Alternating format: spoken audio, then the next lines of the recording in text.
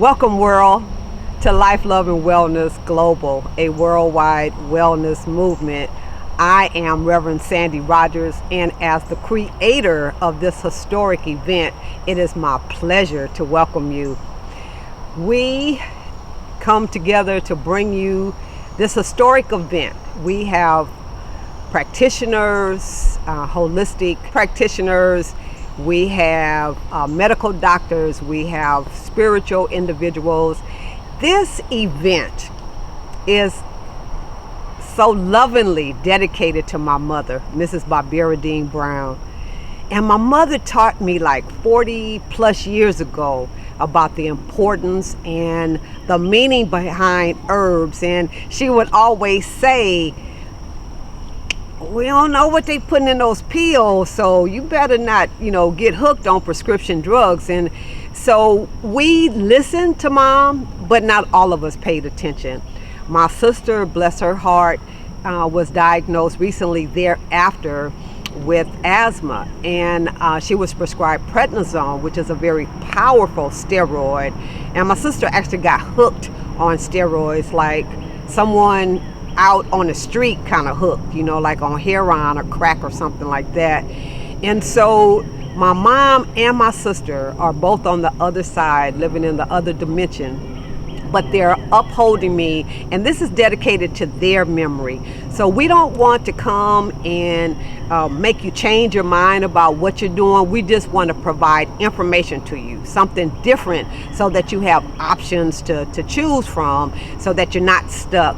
Because the environment that we now live in, the fast foods, the toxins in the air that we breathe and in the water that we drink, and the processed foods, and all of that is causing havoc on this precious body temple. So God created our bodies to heal themselves, but they can only heal themselves when they're fed and they're nourished and they're stress-free.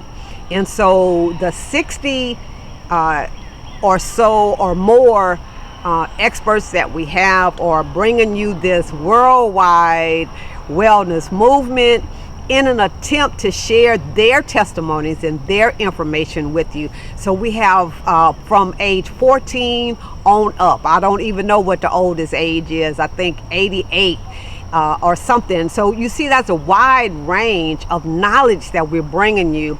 And so we hope that you come and that you get all the knowledge that you need to affect a positive change on your life, and share this with others.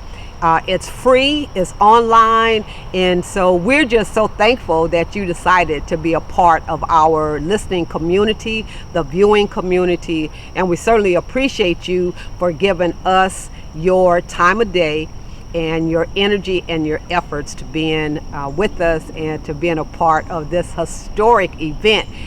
We have pulled together people of color for you, by you, right?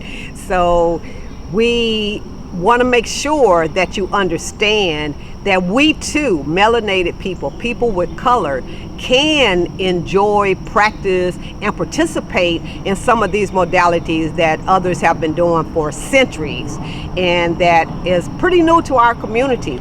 So we talk about Qigong, we talk about meditation, yoga, spiritual work from a different perspective than religion. So we talk about the spirituality aspect.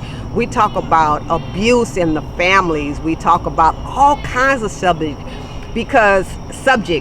because we know that in our communities there are layers and layers and layers and layers of stuff that we never talk about that's causing a negative effect on our bodies and its healing process. So we address it, whatever it is, and we hope that you will benefit from the many experts that we have, and that you walk away with lots of knowledge and lots of new information, and that you become fully empowered to share information with others.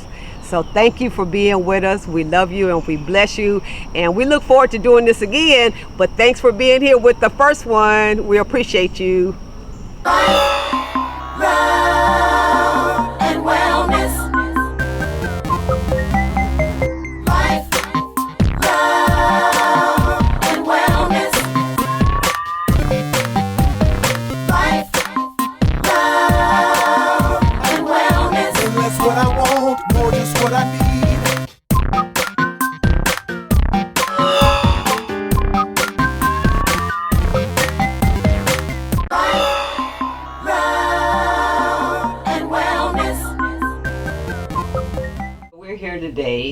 with Life, Love, and Wellness Global, a worldwide wellness movement.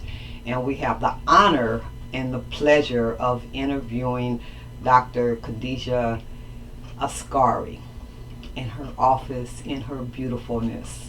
Would you, Dr. Askari, introduce yourself to the listening community? Tell us a little bit about yourself, how you got started, your background, where you're from, your family life even.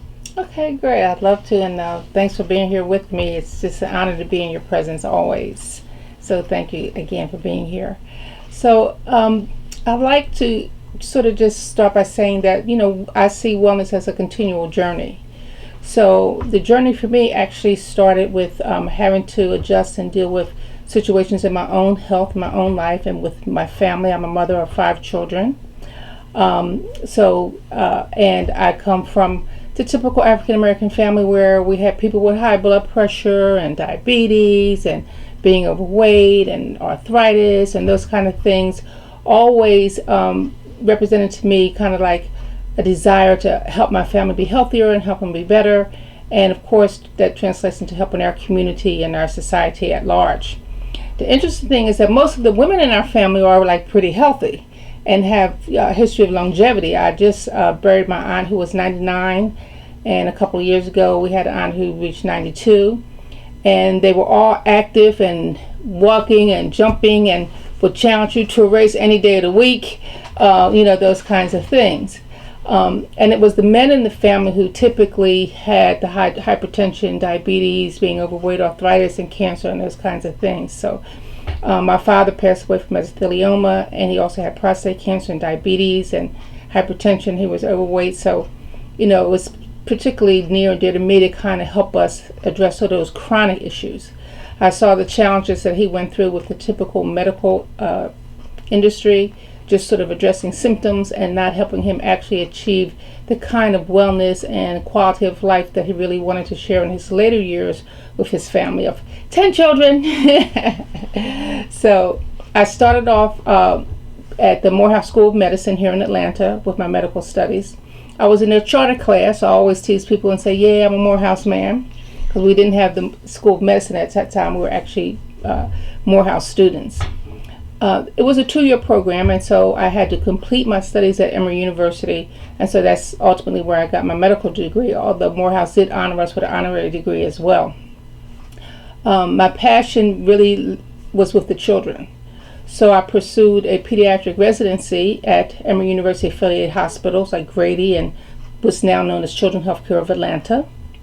And then I went into practice in a neighborhood community health center, which is still around today, which is Southside. Okay, so I've been practicing medicine for over 30 years. Okay, and so I was listening to moms tell me how their children just weren't getting better, and we would start seeing an increase in things in our community, particularly like inability to focus, or what's called attention deficit disorder, an increase in things like cognitive behavior disorders and autism. And so I wanted to find out what really was going on. Why were we seeing this increase in things? And that led me to my study of nutrition and wellness and homeopathic modalities, as well as other complementary medical modalities as well. So I've been studying homeopathy, other nutritional services as well. I have an advanced clinical nutritional practitioner degree as well, and also degrees in homeopathy. So I've integrated all those into our practice so that we can address these chronic illnesses that we're not addressing with traditional medicine, and help people actually live healthier and amazing lives and achieve a state of wellness that allows them to contribute their gifts amazingly to the world. Great, thank you so much. So you've been at it for 30 years. You're sure 30? A little bit more than 30, but we ain't going to tell exactly how much over 60 we are, okay? You don't look it at all. Mm-hmm. So your practice of what you're doing or helping with others shows in your quality of life, because you look so vibrant and so young. Thank you. Yes, ma'am. Mm-hmm. and 5 children too. So. You were telling us about the different modalities that you are engaged in. Can you tell us the importance of the modern allopathic, the naturopathic, and or ancestral healing? Yeah, so here, what I try to emphasize to people is that we want to take sort of a holistic or integrative approach with mind, body, and spirit. So when we talk about that, we talk about mind and body and spirit. When we talk about spirit, we have to understand the importance of our ancestors and how important they are in our healing as well. Because there are things that are not genetic, but can be generationally traced, from our ancestors to our current generation of people. So that's going to be done on a spiritual level as well as a physical level as well. And the allopathic practice, as we know it, does that really serve the needs of when you're looking at a holistic approach to? So that's always been like sort of like a dynamic for me that continually changes. And so one of the things when I started out that I was really proud of is, like, I would tell people, we're not throwing out the baby with the bathwater. We're going to take the best of both worlds, the best of the East and the West, or the best of the allopathic and complementary modalities as well. And so I still have that leaning, but my basic philosophy is in the body's ability to heal and repair itself. And if we can catch the children early enough and give their body what it needs to continually make healthier and healthier cells and achieve its full potential, meaning what? Nutrition, whole foods, and avoiding the things that sort of stress or bother the body, toxic things that's in our environment, whether it's the lotion that they're using, soap powder, things that we're breathing in the air, the fluoride in the water. If we can minimize those kind of things and improve the fuel that the body needs to heal and repair itself and make healthier and healthier cells, we can avoid a lot of the things that we quote unquote don't want to throw away the baby with the bathwater kind of stuff. So you can avoid the need to have an antibiotic shot, or you can avoid the need to have an asthma treatment, and hopefully you can avoid the need to have surgery and those kinds of things. Some acute things are unavoidable. Somebody breaks a leg, unless we go over to the motherland and get the people who know how to do that kind of healing, we have to go to the orthopedics or to the emergency room and get a cast set and those kind of things. But we still can incorporate things that help the body heal and repair itself. Those things are addressing the symptom and can assist us, but we want the body to really keep that energy and the knowledge that it's innate intelligence to heal and repair itself. So we may add some homeopathic remedy like symphonitum. We may emphasize to the caretakers, to the mother and father, that this is not the time to reward him with a popsicle. The traditional thing, you go to the hospital, something happened, they give you sugar. Okay, that don't make too much sense because it causes inflammation. So we don't want to do those kinds of things. Well, great. So you mentioned your travels to Africa, or going to Africa for our additional knowledge in the medical field. So tell us, how did your travels to Africa, how did that change your perspective or your way of treating and teaching your patients? Well, it gave me a tremendous amount of respect for the human body as well, and for the need for proper nutrition.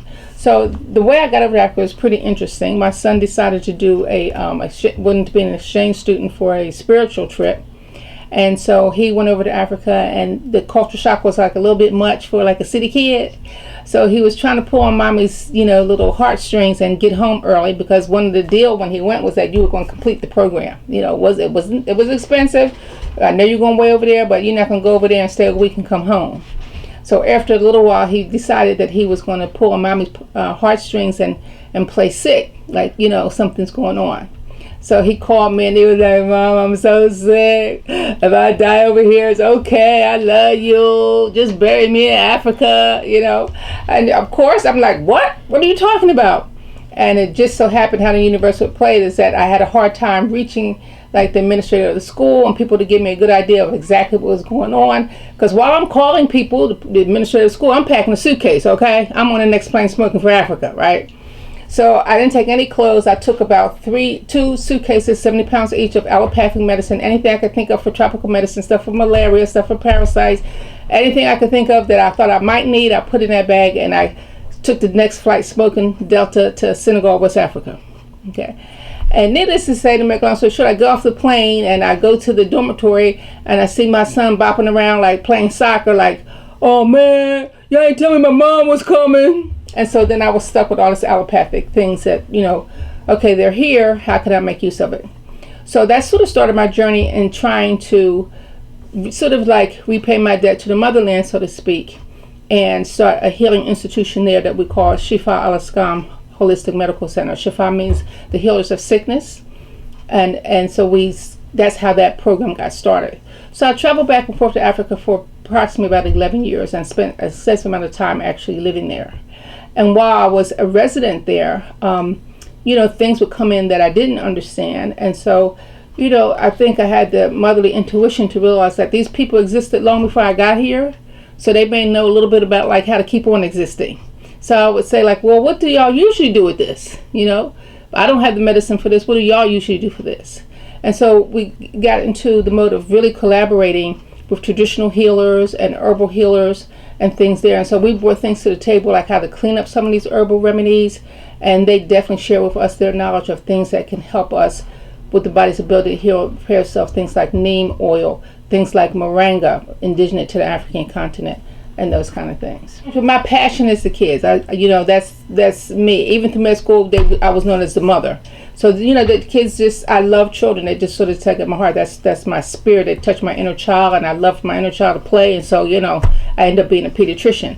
But with this knowledge of integrative health, with homeopathy and design clinical nutritional programs and nutrition response testing, we were able to address the needs of everybody. Because what I found out is that if I just, particularly here in America, or really anywhere, just focus on the mother, then it was difficult for them to implement the kind of plans that I was recommending, the design clinical nutritional programs, because they didn't have firsthand knowledge of how that would improve their child's health.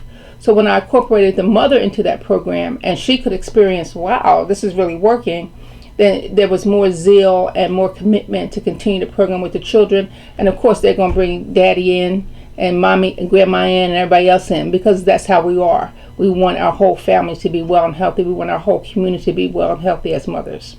Well, that's great. So the children is the catalyst to bringing everybody together. It was. Yeah, that's great. That's great. Very wise of you to be able to figure that out. So our intention is to be able to provide as much information as possible for perhaps that people don't know about what they could do naturally to help heal their bodies or to keep themselves in the highest quality of health. So with the classes and then focusing on all generations, the grandmother, you said, the parents and the children, that's really awesome. Are there any tidbits that you can give us here at this particular time that a person can just start incorporating, drinking more water? Of course. So again, we believe in the body's ability to heal and repair itself, and we believe that what we have to supply the body with, we find in whole foods. And what do I mean by whole foods? I mean things that come out of the ground the way that they look. Okay.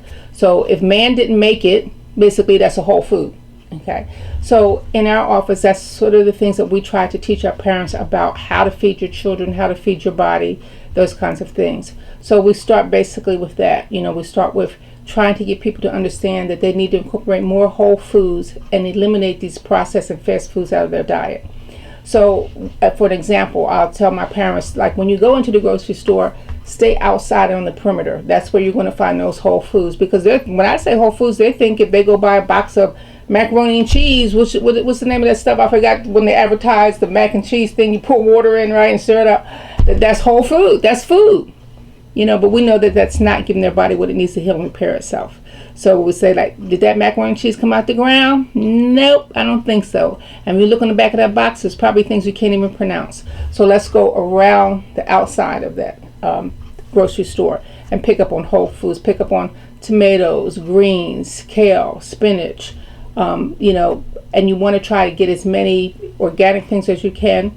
But, we take baby steps. We try to get people to institute things so that things can be sustainable.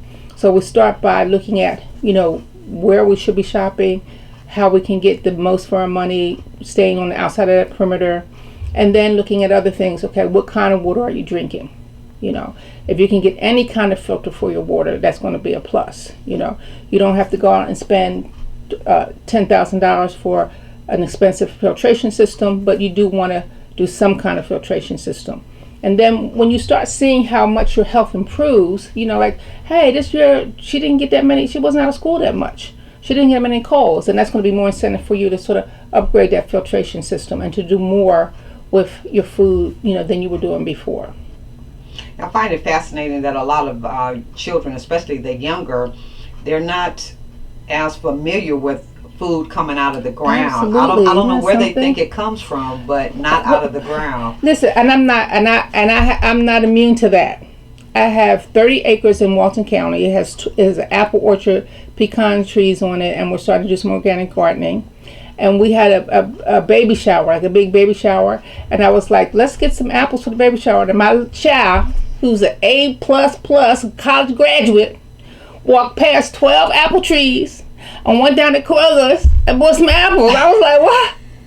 I was like, oh, I want my money back. I want my money back from school. I want my money back. And I said, why did you walk past this organic? Why did you walk past the apples, baby? That's what I was talking about when I told you I'd go get me some apples. She said, oh, I didn't know those were the same kind of apples. I was like, wow. I mean, it's our fault. We have them in we're pushing them in school. We have them inside. Even kids don't go outside that much. Yes, sure. They don't go outside that much. They don't even have a concept of what's even outside. Right. So we have to sort of put them more in touch with the land. I encourage people you can get a flower pot and let your child grow a tomato, a pepper, anything, any herb. Let them grow some basil and then make some basil lemonade. Let them grow some oregano and put it in your spaghetti. Let your child grow something. Let them realize that food comes from the earth.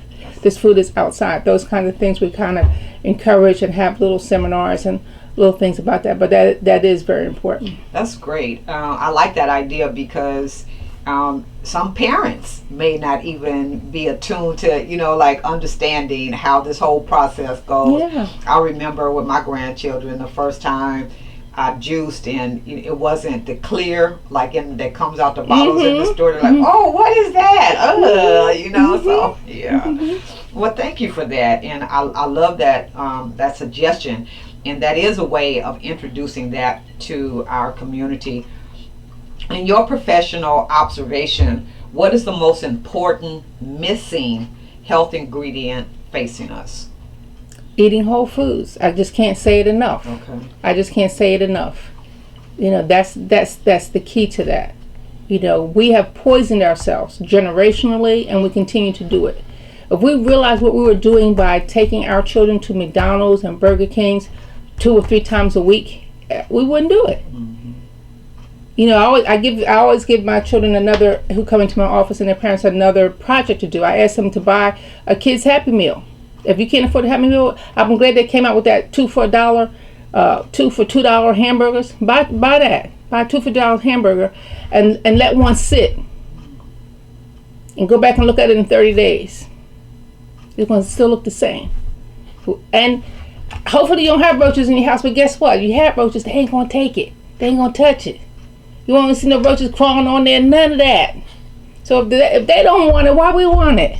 I mean, I ain't mad at McDonald's. They make some money. I am mad at them, actually, because they could do better. But, we want kids to see that foods just sit there. You can't do that with organic grass-fed beef. The China study and stuff like that. There's Dr. Royal Lee. There's a lot of studies, Dr. Layla Africa. There's a lot of studies that have shown that these processed foods, the effect they have on it. And how they came about was when people came across environments that didn't have access to those foods, they noticed that, hey, these people are pretty healthy. They're living to be 190 years old. And then you come to these industrialized nations and the lifespan continues to get shorter and shorter. So we're on a backwards trend in these industrialized nations because of these processed foods where our lifespan is getting shorter as opposed to getting longer. Okay. So there is a lot of studies out there for people who want those kind of scientific studies to see. But you can, it's amazing because we used to have children come from America over to Africa and spend some time with us. And they would come and they would be overweight and they would be sluggish and they'd have eczema and they have asthma. And, we didn't have access to these fast foods. In the environment we were in, you went grocery shopping every day because even if you were eating meat, you had to kill it every day. And you had to go to, people picked food from the garden every day and went to the market and sold it, and you went and brought it. And they just picked enough to sell for that day. Then they went back and harvest some more and picked enough to sell for that day. There's not a lot of refrigeration. So the women get up at 6 o'clock in the morning and they go to the market every single day. So that was a diet of fresh, whole foods every single day. And the transformation in those children was remarkable. I had one situation when the little boy came over. He was at least, 50 pounds overweight, sluggish, brain fog, off the chart in terms of his ability to focus and his behavior, and kind of like that's why he was sent, because he was getting expelled from schools and things like that. His mom came to see him in 3 months' time. I took that child to the airport with me. She didn't recognize her own child. She rode back with him, and the trip was like 3 hours. We get out the car, and she says, "When I'm gonna see my son?" I said, "You have to be kidding me. He's been sitting with you for 3 hours." Amazing. The transformation in his spirit, in his behavior, and physically was so phenomenal to her. It didn't even click in. Wow. It didn't even click in. So there's definitely a lot of studies that show what these foods are doing to us, and even locally there's DVDs like Food Matters or Supersize It that show how these foods are affecting our health. So we have to get them out of our diet. Do you think there's additional harm that they will do as well, with the genetically modified vegetables that is so prevalent on the market right now, because they're not required, those companies are not required to say what they've been attached to or mated with, right? Yeah, it definitely is very alarming and frightening just to think about actually what's happening. Because when you think about something that's genetically modified, what that means is that they have actually taken certain genes from other species, whether it's from viruses, bacteria, animals like monkeys, and they splice it in, they mix it in with the seeds of these foods so that, quote unquote, they can grow faster, or they can avoid a fungus, or so in the end, so they can make more money faster. And so when you ingest that, it's almost like being a cannibal. You're eating the genes from these other species. So what do we think is going to happen? How do we think that's going to work out okay? I don't know. I do know that the children are acting out more, and children to be in a brain fog is just really something. Yeah, that you would not expect for a young person to to keep up with where they are and what they're doing and be actively involved in that. It's frightening. And there are studies down that show that these genetically modified foods are linked to particularly some childhood cancers, particularly the most common childhood cancer, which is a form of leukemia. Right. We must be about the business of educating each other. And you could just think about yourself when you were younger, and we were getting whole foods. My father had a garden. And even I can tell the difference between the taste of the tomatoes that came out of his garden to the tomatoes that even I buy whole, that's supposed to be whole food from the grocery store. It's not even the same. I don't remember tasting a tomato like I tasted when I was growing up, because we always got ours right out of the garden. And I would eat it almost like it was fruit, because it's flowering plant, so it really is a fruit, right? And I would eat it like that. I would cut it, and when I got older, I might put a little salt on it. But when we were little, we would be playing, and we run up there and grab one, and we sneaking something, just like kids sneak candy today. I remember actually sneaking tomatoes, and I would eat them like I was eating a peach or a pear. It was just that good, And I can't, even the ones that are grown, and because they're forced to be spraying them so they can ship them here. They coming from California to here. It's still not the same. So we have to actually really get back to taking back our food and growing our own food. You brought up a good point with the food being transported from different states here. How important is it to eat locally grown? Well, it just makes sense, right? It's really important, because for them to transport that food from Mexico or California, they're going to have to do something to preserve it. And preservatives is one of the leading causes of allergies in kids. Okay, and they spray it with strange kind of stuff. Like I tell you, I'm not proud of this. I was pulling up the Wendy's. I had my little Frosty moment there, and I'm sitting there, waiting to get this little dollar Frosty, right, that I hadn't been getting anyway. and a truck pulls up that has Wendy's lettuce. So I'm looking at the truck, and it's not a refrigerated truck. So how are you transporting lettuce from wherever they were coming from with no refrigeration? It's sprayed with the same chemical that you spray your dry cleaning clothes with. And so I get people all the time, like they tell me, I ain't been to fast food, I ain't been to Wendy's, and I test them for dry cleaning substances. I do like a nutrition response testing evaluation using muscle testing and using like digital imprints of things that are toxic to us, like dry cleaning fluids, and they test for it, and I'll say, you've been to Wendy's, and they'll be like, how do you know? Or you've been to Subway. I said, because that's what they spray that stuff with so that it looks fresh, and then we eat it. Wow. And we don't know. We don't know.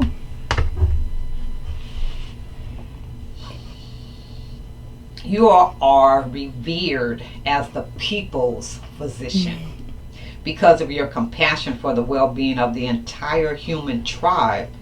Was there any one incident that serves as your main motivation? Well, my main motivation was my mother. I mean, she was a licensed practical nurse, and at that time in our community, a licensed practical nurse was like equivalent to a doctor. Because you couldn't afford to go to the doctors, and that sometimes the racism kept you from going to the doctors, and so people would knock on our doors any time of the night, tell my mom what was going on, this emergency came up, or what they should do about this, and she never turned anybody away, and she never seemed upset about having to give of herself or be taken away from her family. She just gave. In fact, she'd always share to her, one of her favorite verses was the verse in the Bible about charity. And she would always share to me, what she loved about Shakespeare was what he said about the quality of mercy not being strained, but just it drops like rain, blessing those who give and those who get.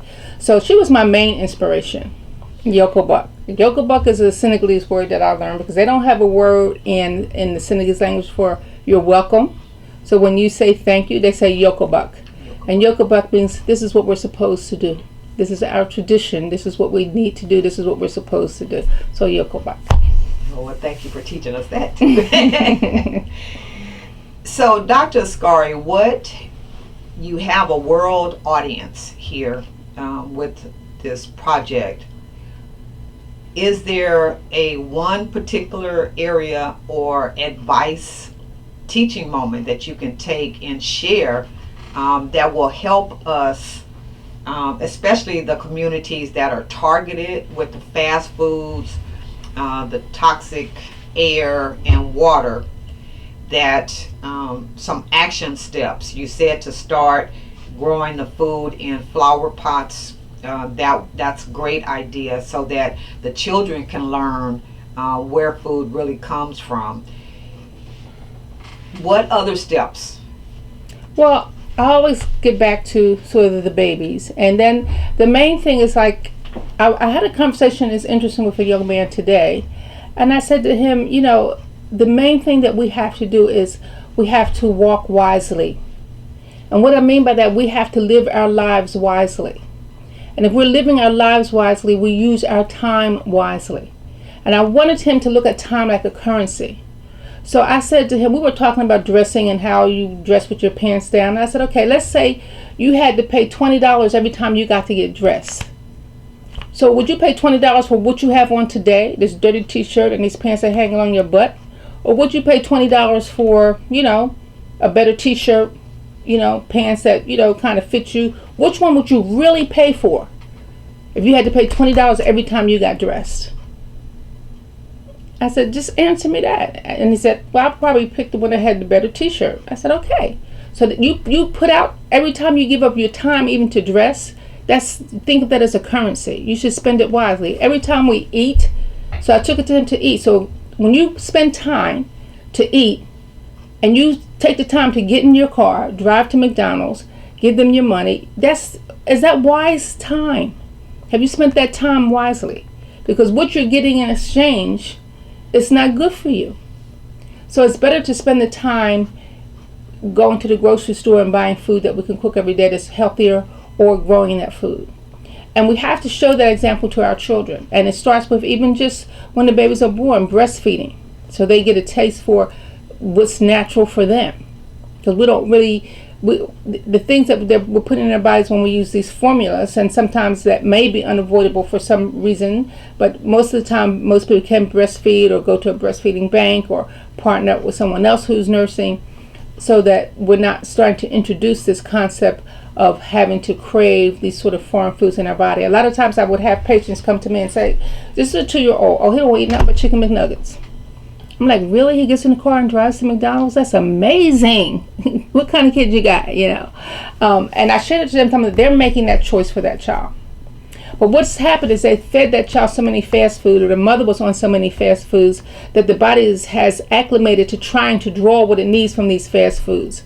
So you have to kind of reset that switch so that the body now is asking and demanding for the things that it really needs to heal and repair itself.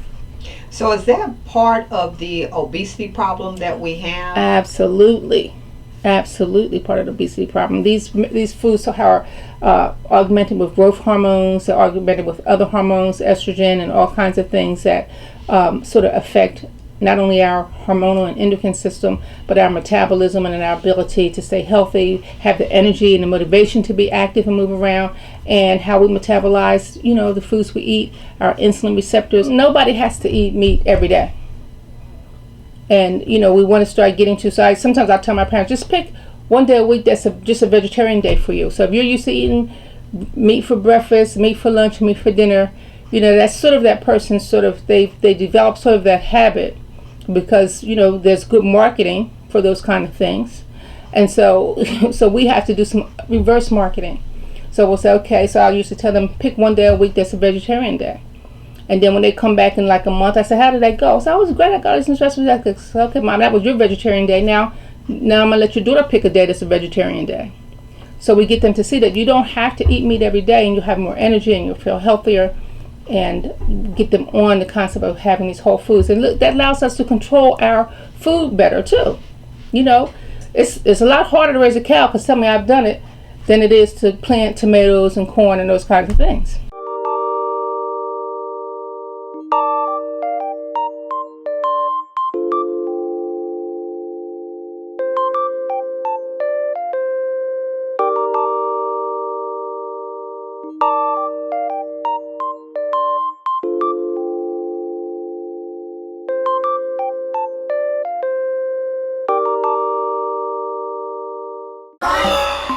Love and wellness. Greetings. This is Sandy with Life, Love, and Wellness Global. And today's guest is Mr. Timothy James Branch, who is a multifaceted individual serving people in the community and throughout the world with his tremendous amount of passion and knowledge and love for others. So I'm going to have Tim to introduce himself so that you get to know him as richly as I know him. Hi, I'm Timothy. I'm multifaceted. I sound really big time, but that's my Sandy Rogers. I am just your typical guy next door. I have lived for a number of years on this earth, which I'm grateful for. So therefore, I've had a number of spiritual experiences that I have grown to understand and have been allowed and able to help others during that journey as well. So it has been a wonderful and excellent journey, searching, finding, and being exactly where I am right now as a man, as a human, as a godchild, as a gifted and chosen child. So I am grateful that Sandy has asked me to share some of those experiences with you. Thank you. The Spirit of the Lord has always been strong. So as a young man, I grew up in the church. I sang in the choir, served on the usher board, the whole 9 yards. So we were at Sunday school, we were at church every Sunday, and that became a part of my life because that was a fulfillment for me. And I always knew it was something larger. I remember as a young man, I watched the Ten Commandments with the rest of the family. So during Easter time, we all sat down and watched that movie. That movie stuck with me. And it was because God is present and he spoke. He was actually real by the desire of one man's heart, which was Moses, which was the only man that is known to have seen him. If Moses can do it, I said, why can't I? So that stuck with me all of my young life, and that's when I began to seek. I went to the library. I would find books on the different books in the Bible. I did a little bit of studying on Moses and the whole 9 yards. So I wanted to be that individual that had that one-on-one, that unique relationship with God. I know that we are all God's children, but I want to be that special son and that special child of his. So I started that journey of seeking him. So that's where the spirituality came in, because he knew that I was going to get to these points in my life, because evidently he put it in my heart. So my life is ruled totally by him. So at that particular time in my life, I always wanted more. I was hungry for more, because he began to reveal more to me. So when I would have the feelings, I would have the thoughts, I would hear the voices, I could feel the spirit around me. These are things that are unknown, and only those things unknown God can explain. That's how I've always felt, and I've always lived that way as well. So my prayer life became very strong, and my meditation life became very strong, because I found out being still and just being in a small sacred space, that he would hear me and I would hear him. So as an adult, I am still the same way. I still meditate and I still pray, and that is our communication as a unit. So as a young man, that's where it all began for me. I'm not a psychic, and I don't like being considered as a psychic, because mine is a God-given gift. So not to say that, something's wrong with psychics. I have no idea of what their spiritual journey is and how whatever higher being, speak or communicate with them. But I know how God and the Holy Spirit speaks to me. So I have utilized that as a gift to share with others, around me as well. Everybody does not know that Spirit works with me and communicates with me that way, because it'll do the same thing with you and any other individual also if you tap in. And I've never untapped. So I'm always asking, I'm always searching, I'm always looking for ways to help others, and that is through the Holy Spirit. That was one of the questions I wanted to ask you. Is that gift, or is that connection, is that communication, is it available to all people? And can, I'm going to say an average person, can they increase their spiritual connection with the Most High, with God, with the source of all life? Can they do it if they set the intention like you did? Absolutely. It is a gift. And as I mentioned before, I was in search of, and I'm still in search of. So God is everything everywhere. And the one thing that has always stuck with me, all things are possible through Christ. To seek his face, absolutely. He knows that you're seeking, and he will meet you halfway. So yes, I can do it, you can do it. My next door neighbor could do it. Anybody can do it. All you have to do is open up your heart and ask. And if you ask, he will make a way, and he will show you the way to get to him and to communicate. And the benefits that you see evident in your life? The benefit is know that God is a wonderful God. And that he will supply everything you need, regardless of how small or regardless of how large.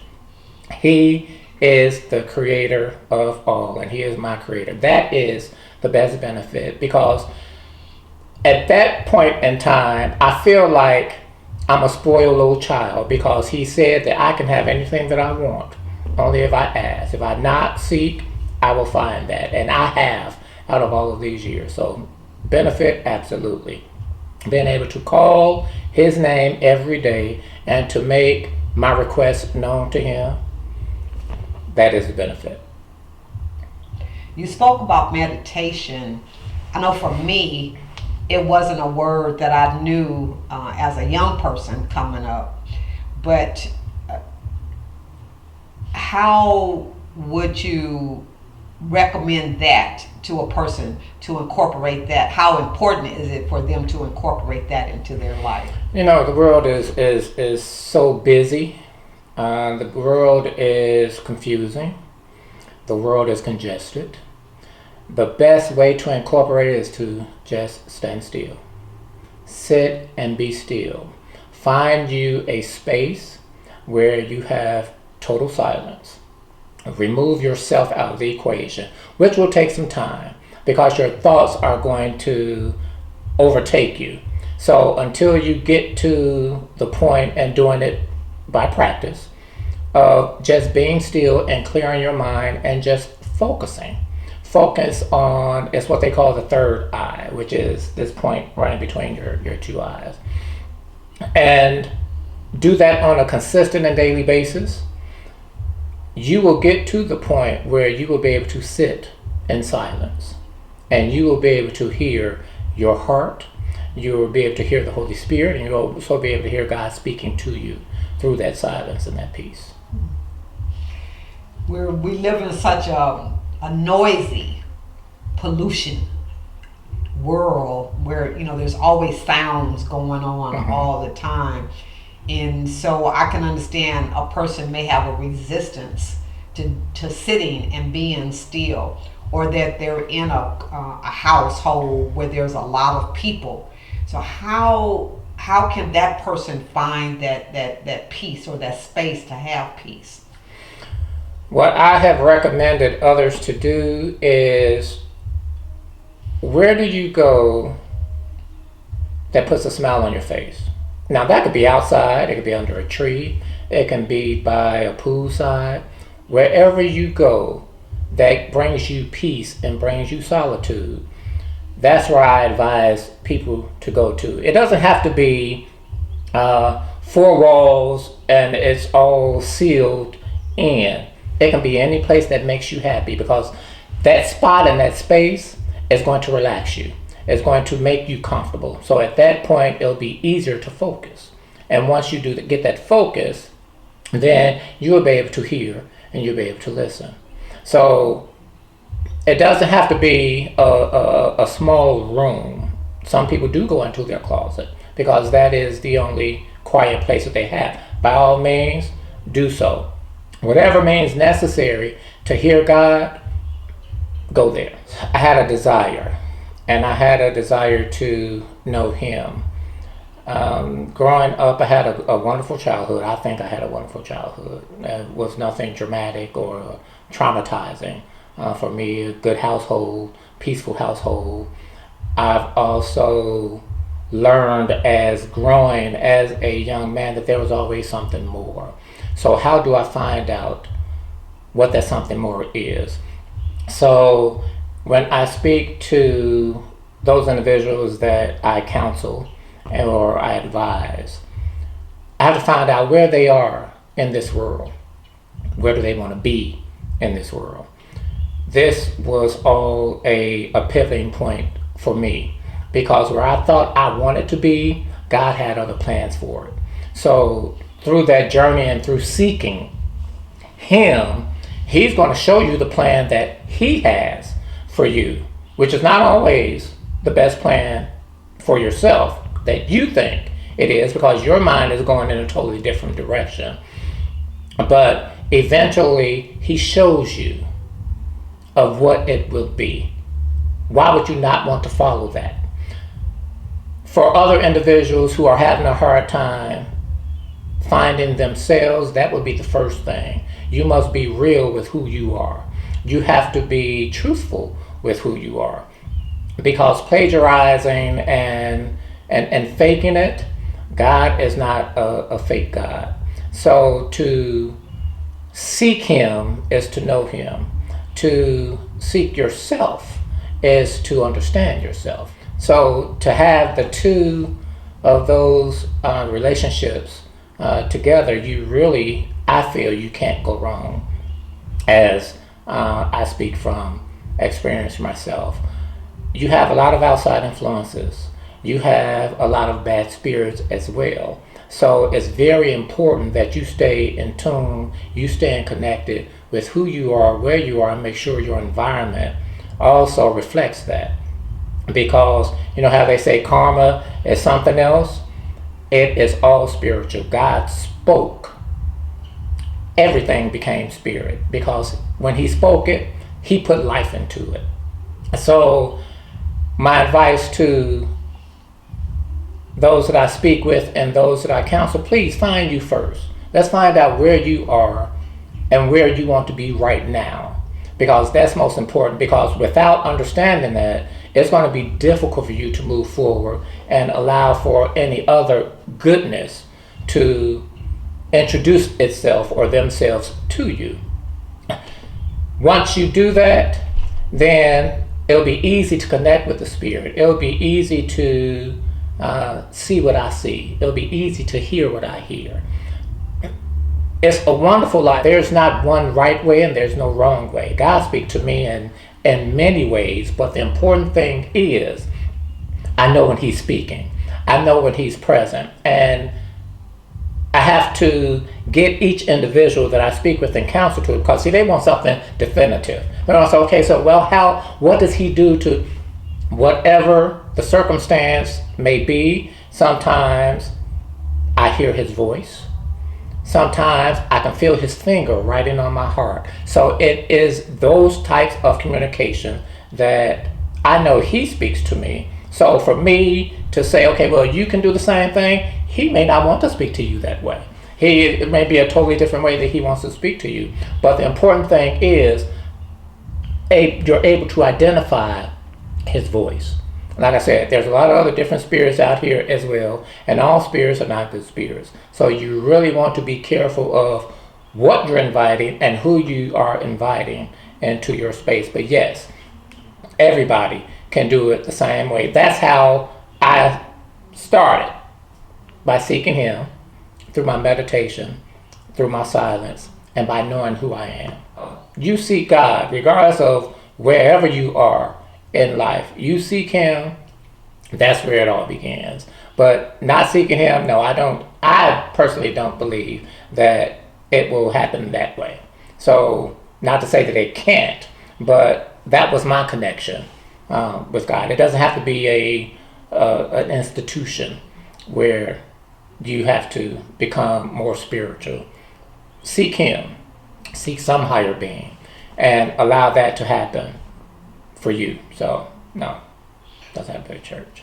Another beautiful, beautiful message, and I would like for you to expand a little bit more on the spirituality, because sometimes that's a new terminology for a lot of people, a new word for people, because they think that by practicing a religion that's spiritual. Is there a difference between religion and being spiritual or spirituality?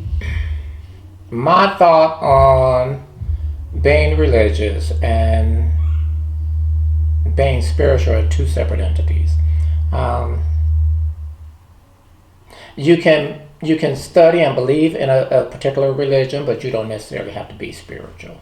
It's just a matter of understanding. So religion is,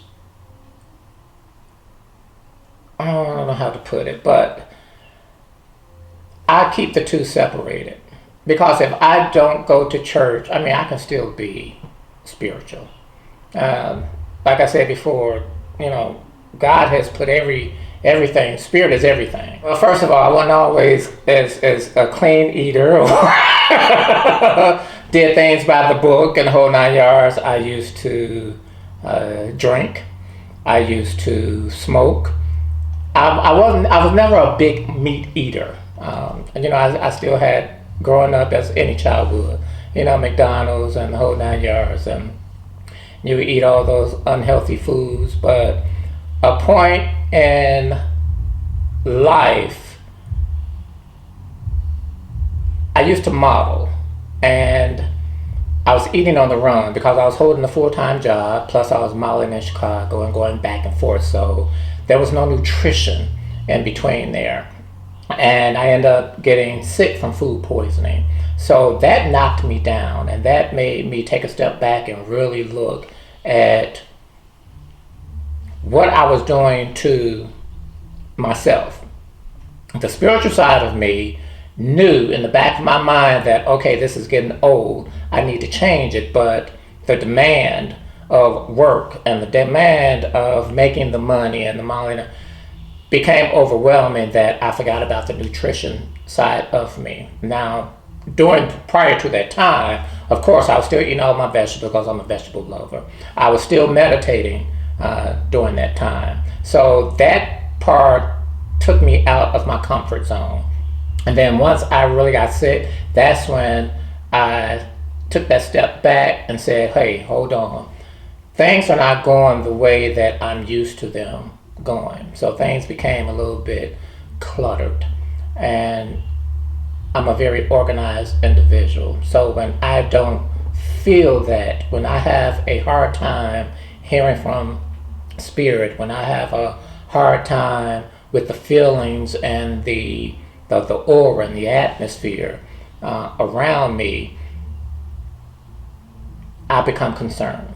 Taking care of yourself is very important. Spending time with yourself, treating yourself. I like to bathe. I love the water, and I meditate a lot just in the bath alone. Whether it's walking outside, whether it's standing by a tree, whether it's putting my feet in the grass, whether it's sitting on the grass, it's just making that earthly and that spiritual connection all plays a part in the development of your depth of spirituality.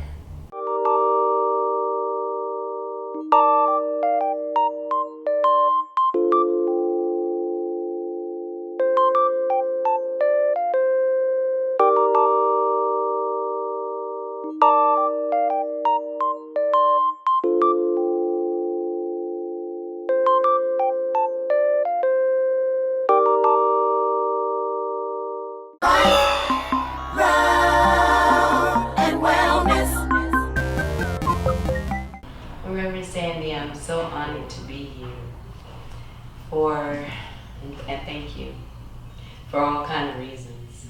Tassili is the name that I go by. I was given that name in stages in my life, and so I have always been able to have something to identify with, to strive to live up to. A lot of times people say, well, a name is just a name, and there's no significance to it. And that's how we've been raised here in America. But in fact, that's a part of the forgetting. That's a part of the forgetting of who we are, where we came from, and what we came here to do. In other words, what is our life's purpose? Is it just to be born and then grow up to pay bills? No. We came here to do more than that. But if you never take the time to know who you are, then you won't be able to know where you came from, what you came here to do, much less where you're going. So I have just had an extraordinary life in so many wonderful ways, and yet my life is probably pretty regular to a lot of people. I was born in the South, in Houston, Texas. And my mom's side of the family were civil rights workers, freedom fighters. My dad's side of the family were entrepreneurs.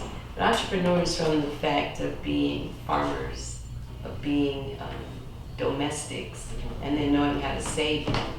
My grandmother and her sister, on my father's side, actually owned a block in Houston in what was called the West End district, which now is equivalent in value to Midtown. They sold a lot of property there. But back in the day, my grandmother and my grand aunts just built houses. They built about 4 or 5 houses, and they rented them out. And my grandmother had an 8th grade education. You know, she worked in some white folks' house, and they just happened to be some decent white folks, some decent colonizers, and they gave back. They actually paid for my father to go to medical school.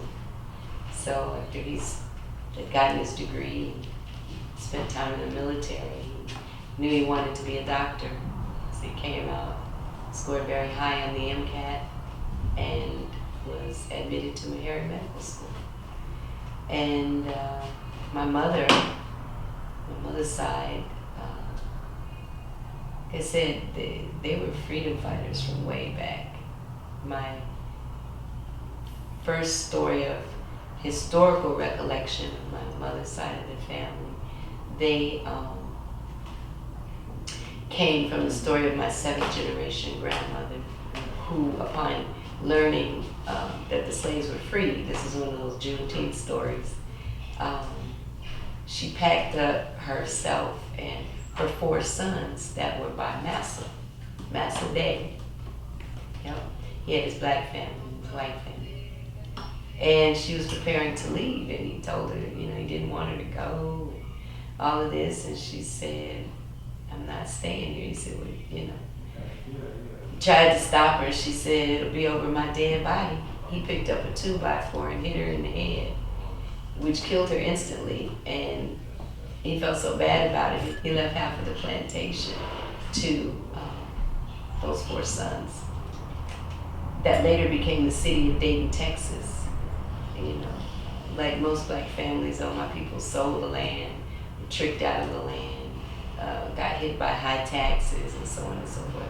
So now all that remains is a park that is dedicated to the family lineage there.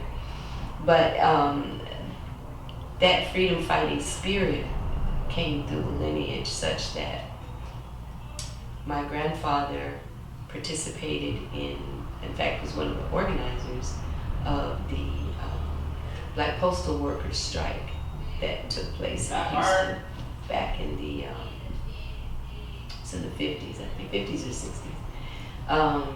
It had to be the 50s. And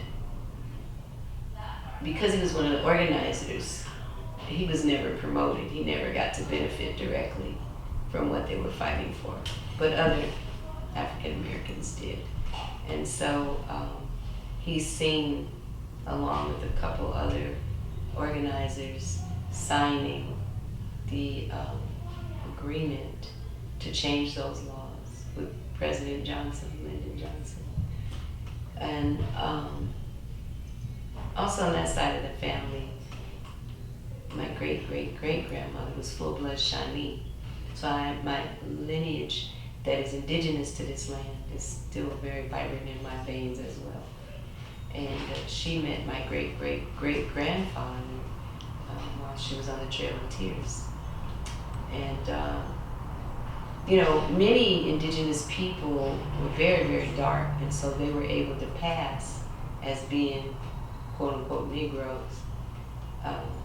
But we know the indigenous people of this land were black already, you know, and so there was that confusion. And then also when the Asians migrated over from the Bering Strait, they mixed with the black people of the land here. And thus we get the typical image of the so-called Native American with the slanted eyes and the straight hair. But they're a mixture of the woolly head, dark-skinned indigenous people that were here first. So, and I would also have to acknowledge many of the Asian, who were also, they were Asiatic black people. I gotta speak on that too, because they were black coming from over. But you know, when you're in cold environments, the melanin starts to become latent or dormant. Anyway, that mixture was such that the lighter skinned indigenous people blended in with white folks.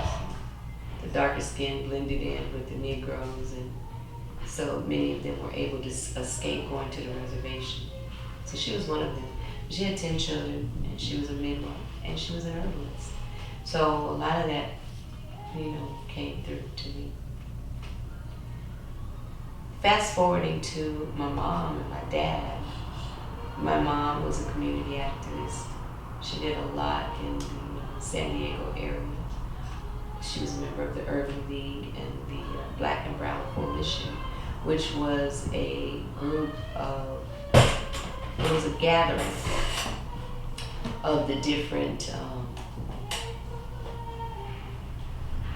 activist groups, the Panthers, the US organization, the NAACP,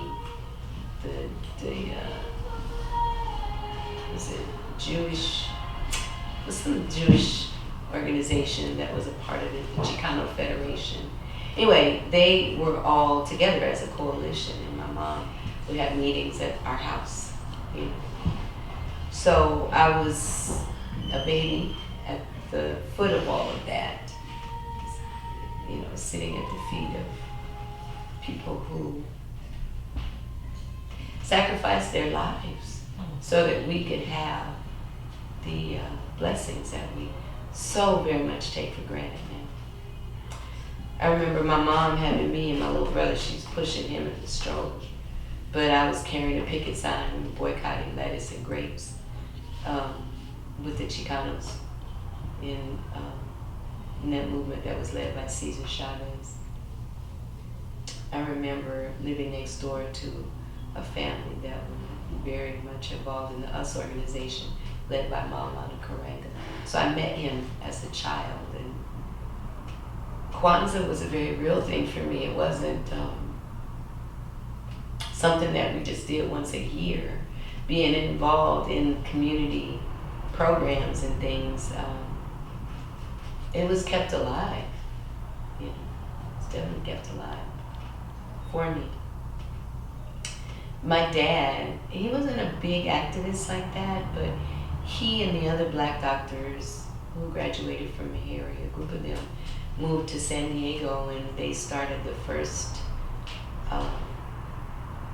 black-owned outpatient surgery center in the country. It was back in the 70s. And they were interviewed by Black Enterprise, and they were on the cover and all that. And it was a very powerful thing that they did because it was in the community. And my dad and I used to get into it because I was always reading. I was an avid reader. And I was reading books on, African liberation. I read books about our cosmology. At that time it was termed mythology. I was very much into political activism, of course. So my father thought I was very militant. He and my mother used to get into it because he felt like she ruined me, so to speak. But we get into arguments about blackness and what our people should do. And he would say to me, all of that stuff you talking about, picking up a gun, all those kinds of things. He said, all that's gonna do is get you killed. He said, and it's rhetoric. He said, the real black power is green power, having your finances in order, having the money to make a change tangibly for people. And at the time I didn't get it, because to be militant, to be a revolutionary, you had to wear fatigues, and you had to have, Mao's little black book. And, you had to be poor, because otherwise you'd be considered part of the petty bourgeois and a part of the problem. And so much of what my father was saying to me, this was a part of petty bourgeois rhetoric, because he and the other doctors provided a standard of living for us where we were very well-to-do. I wouldn't say we were wealthy. We were wealthy in terms of our sense of community, because we developed extended family. and most of the doctors' wives were community volunteers, activists on that level.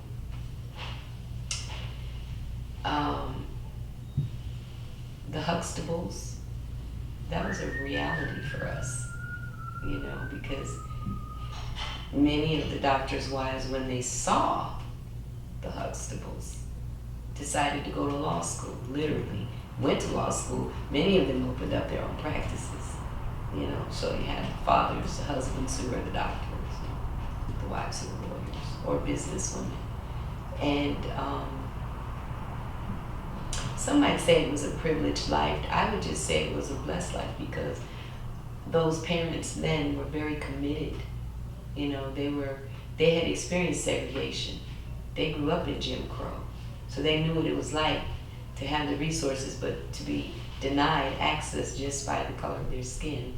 They saw and experienced what it was like to not be able to vote, to not be able to live in certain parts of town, to just be, in fact, my father was almost arrested for walking down the street with his sister, who looked white because she was so light complexion. Both her parents were black, but my father's grandfather was white. So, in any case, he was almost arrested. They had to prove that they were brother and sister. How crazy is that? You know what I'm saying? And so to live with the threat of lynching, I mean, just for walking down the street, being perceived to look at white folks the quote unquote wrong way. That's a life that we know nothing about. We may look at the police the quote unquote wrong way, but they could be black or white. And we could experience being shot, lynched in jail, whatever, you know, the things that go on still. But being able to be a beneficiary of those sacrifices, those struggles, the persistence, the perseverance, the commitment, the discipline, laid a foundation for me to know that I had no choice and be sane, you know, but to fight for the liberation of our people. Now, I didn't know what it was going to look like because by the time I became of age to actually be involved in anything, all those movements had died down or were underground. Wasn't popular, wasn't cool. Everybody wanted to be super fly, you know? The afros became perms. Good times became cocaine, heroin.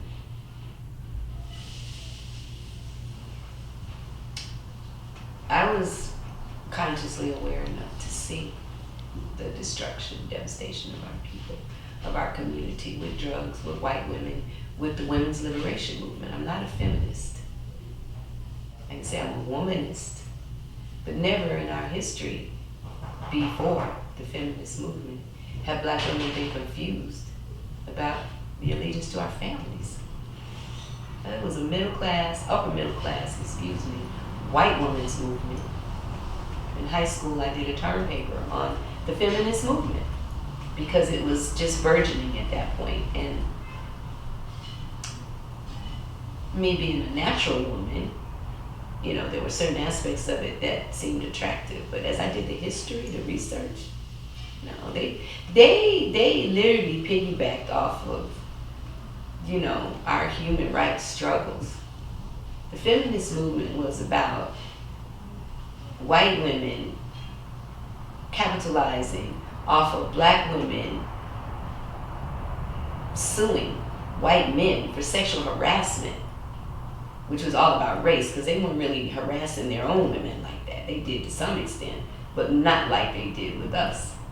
So those cases happened to be women, and so the white women's suffrage movement, you know, just gained momentum riding off of that, as do all these other movements who want to try and identify with the human rights struggle that we have as people of color in this country and all over the world as a result of colonization. and institutionalized racism. Now, am I angry about it? I do sometimes still feel a way, yes, because the reverberations are still alive and unfortunately well. Do I dwell there? No, because I've learned to channel my anger into healing salve, because energy is just energy. Love and hate, same energy. It's just two opposite ends of passion. So to master oneself, one must become a master of one's energy. So how do we deal with it? How do we transform it? How do we direct it? So rather than to be destructive, I chose to be constructive with my energy. I chose to forgive, but not forget, because the forgetting is what is lulling our people into the deepest level of sleep. And although many of our young people are running around talking about they woke, let's see in the next 5 years. Or was it just a fad? Did the alarm clock go off and you hit the snooze button? Let's see.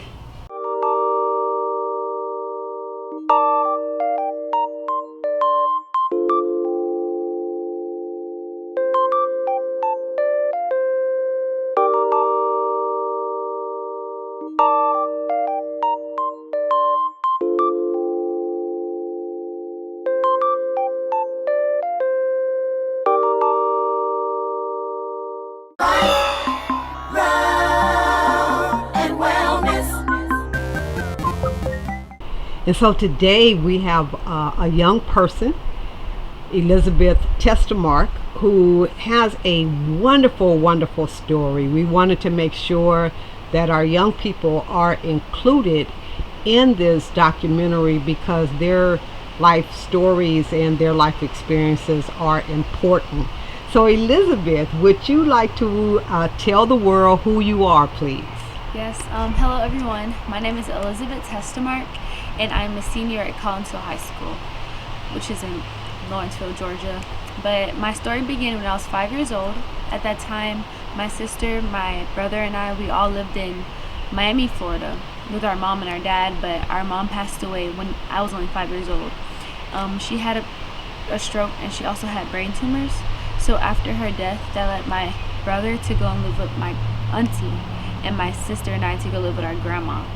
And at that time, my sister and I soon came to find out that our grandma was really abusive. And out of everyone in the household, her anger, her frustration, her rage, her pain, everything seemed to be targeted towards me the most. So I would take that and take it to school with me at a really young age and try to find validation in guys at a really young age, or fight all the time, or have attitude all the time. But as you can tell, I'm not the same person. But in 2012, my grandma and I got into a really huge confrontation, which led us, my sister and I, to move all the way to Georgia, where we're filming a documentary. And now we live with our godmom, who's taking care of us, and she actually took in my brother, my sister, and all of us. And I'm actually graduating this year, and I'm going to the College of Worcester in Ohio. But going from home to home and just different schools, it's been hard, especially on a teenage girl, because you're confused, you don't have stability, you don't know what to do or how to do it, and you don't really want to ask for help because you're ashamed of what people would think, because you never had that opportunity for you. But I've just learned to trust the process through it all. The number one thing that helped me focus on my goals in life is I went to a church retreat in 2015, and that's where I dedicated my life to Christ. And ever since then, it hasn't been the easiest thing, because you're still a teen, you have different influences around you, but it's been the best thing because I have a sense of direction and where I'm going in life. And I can honestly say that I can happily say that I'm graduating, I'm moving on to the next level. And what I plan on doing once I graduate school is I'm planning on majoring in music therapy. And my main focus, one of the biggest challenges with the music therapy field concerning kids with autism, or the reason why I wanted to specialize with kids with autism, is because if you see an autistic kid, especially in high school, everyone tends to avoid them, and no one talks to them, or don't try to seek to understand, but just come up with their own perception of who they think they are. And one reason why I decided to do music therapy is because in high school I used to run track. And before I went to track practice, I would sit in the front of the school and watch all the buses leave. And as the buses leave, the autistic kids would come out and they'll be the last ones on the bus. And I just found the joy in my heart, you know, to like be with them and work with them. And I also did a music therapy class one time, and it was the best thing ever because like we didn't use actual instruments. We used cups, plates, toys, and just to see the joy from the kids, and also to see how like them using their instruments, helping them to cope with their disabilities was like a really cool thing. And so on my journey to college, since this will be my first year starting in August, I'll be far from where I'm trying to go, but I know that like the community around me will be helpful and supportive. And I can also say that I have a gift in music, so I sing in my church and I also sing just for fun. And I just know that the ability to use my voice, it will influence and encourage others to do, you know, like be the best that they can be and just be who they're called to be. So how has the abusive situation with your grandmother, how did it impact your life in the beginning? Did it leave you like feeling confused as to why she was being mean to you, or? Okay, so it's really crazy how I remember it, but I remember the beginning of everything. So for a while, because she used to travel back and forth from New York because she had work there, and she left me, I don't know where my sister was, but she left me at my great-grandma's house. And since my family's from Haiti, sometimes my great-grandma bring people in, you know, to visit like families and stuff, and like take the families in and help them to get their feet like in America and like learn, and then they move out and they do the same with other people from Haiti, which is really cool. And it's crazy because one day, I'm 5 years old, I don't really know better, but I took a shower that day, but I forgot to put on underwear because I didn't have any clean ones, and it just started from there. Like she'll just call me like all these names and stuff just because I didn't wear underwear, and I was like 5, so I didn't really know. So ever since that day it started. And how did it affect me? It made me not want to be anything that she would project on me. So the abusive names that she was calling me made me not be them. But what I've learned is when you try not to be something, and if you don't try not to be it in the correct way, you're going to end up being that way anyway, you know what I mean? So like if she would say like you suck at school, whatever, I will begin to suck at school, but that's because of her words are hitting me and it's subconsciously getting into me. So what you start to think, that's what you start to act like. So I guess like a way that I overcame that was blocking out the negativity and just following like the truth that God has already set before me, you know what I mean? Because people are going to drag you down and people are going to bring you down, but it's all about who you are created to be. We weren't created to be people who suck at school. We weren't created to be like, I don't know, people who destroy things, but God has blessed us with the gift of life, and, you know, to create things in a beautiful way. And I guess like there's different fields of music therapy, so you can also work with kids who have autism, but also kids who have depression, or kids who have like different disabilities, you know what I mean, like if they're physically hurt. So I guess like one reason why I gravitated towards music therapy the most is because I just want to help the hurt, like help them find, I can't give them the healing that they need, but I can direct them to a path where they can find healing. So that's one of the reasons why I do want to be a music therapist, is to help. And I can honestly say that my personality is, I'm an encourager and I'm a helper, and if I see someone sitting alone at lunch, I'm going to take the initiative to sit next to them just so they wouldn't feel alone, like just so they wouldn't feel what I felt when I was young. And I'm still young, which is like the craziest thing about it, because even though I'm young, I'm wise in a way, you know? So yeah. You sound like a very wise person. Thank you. And so,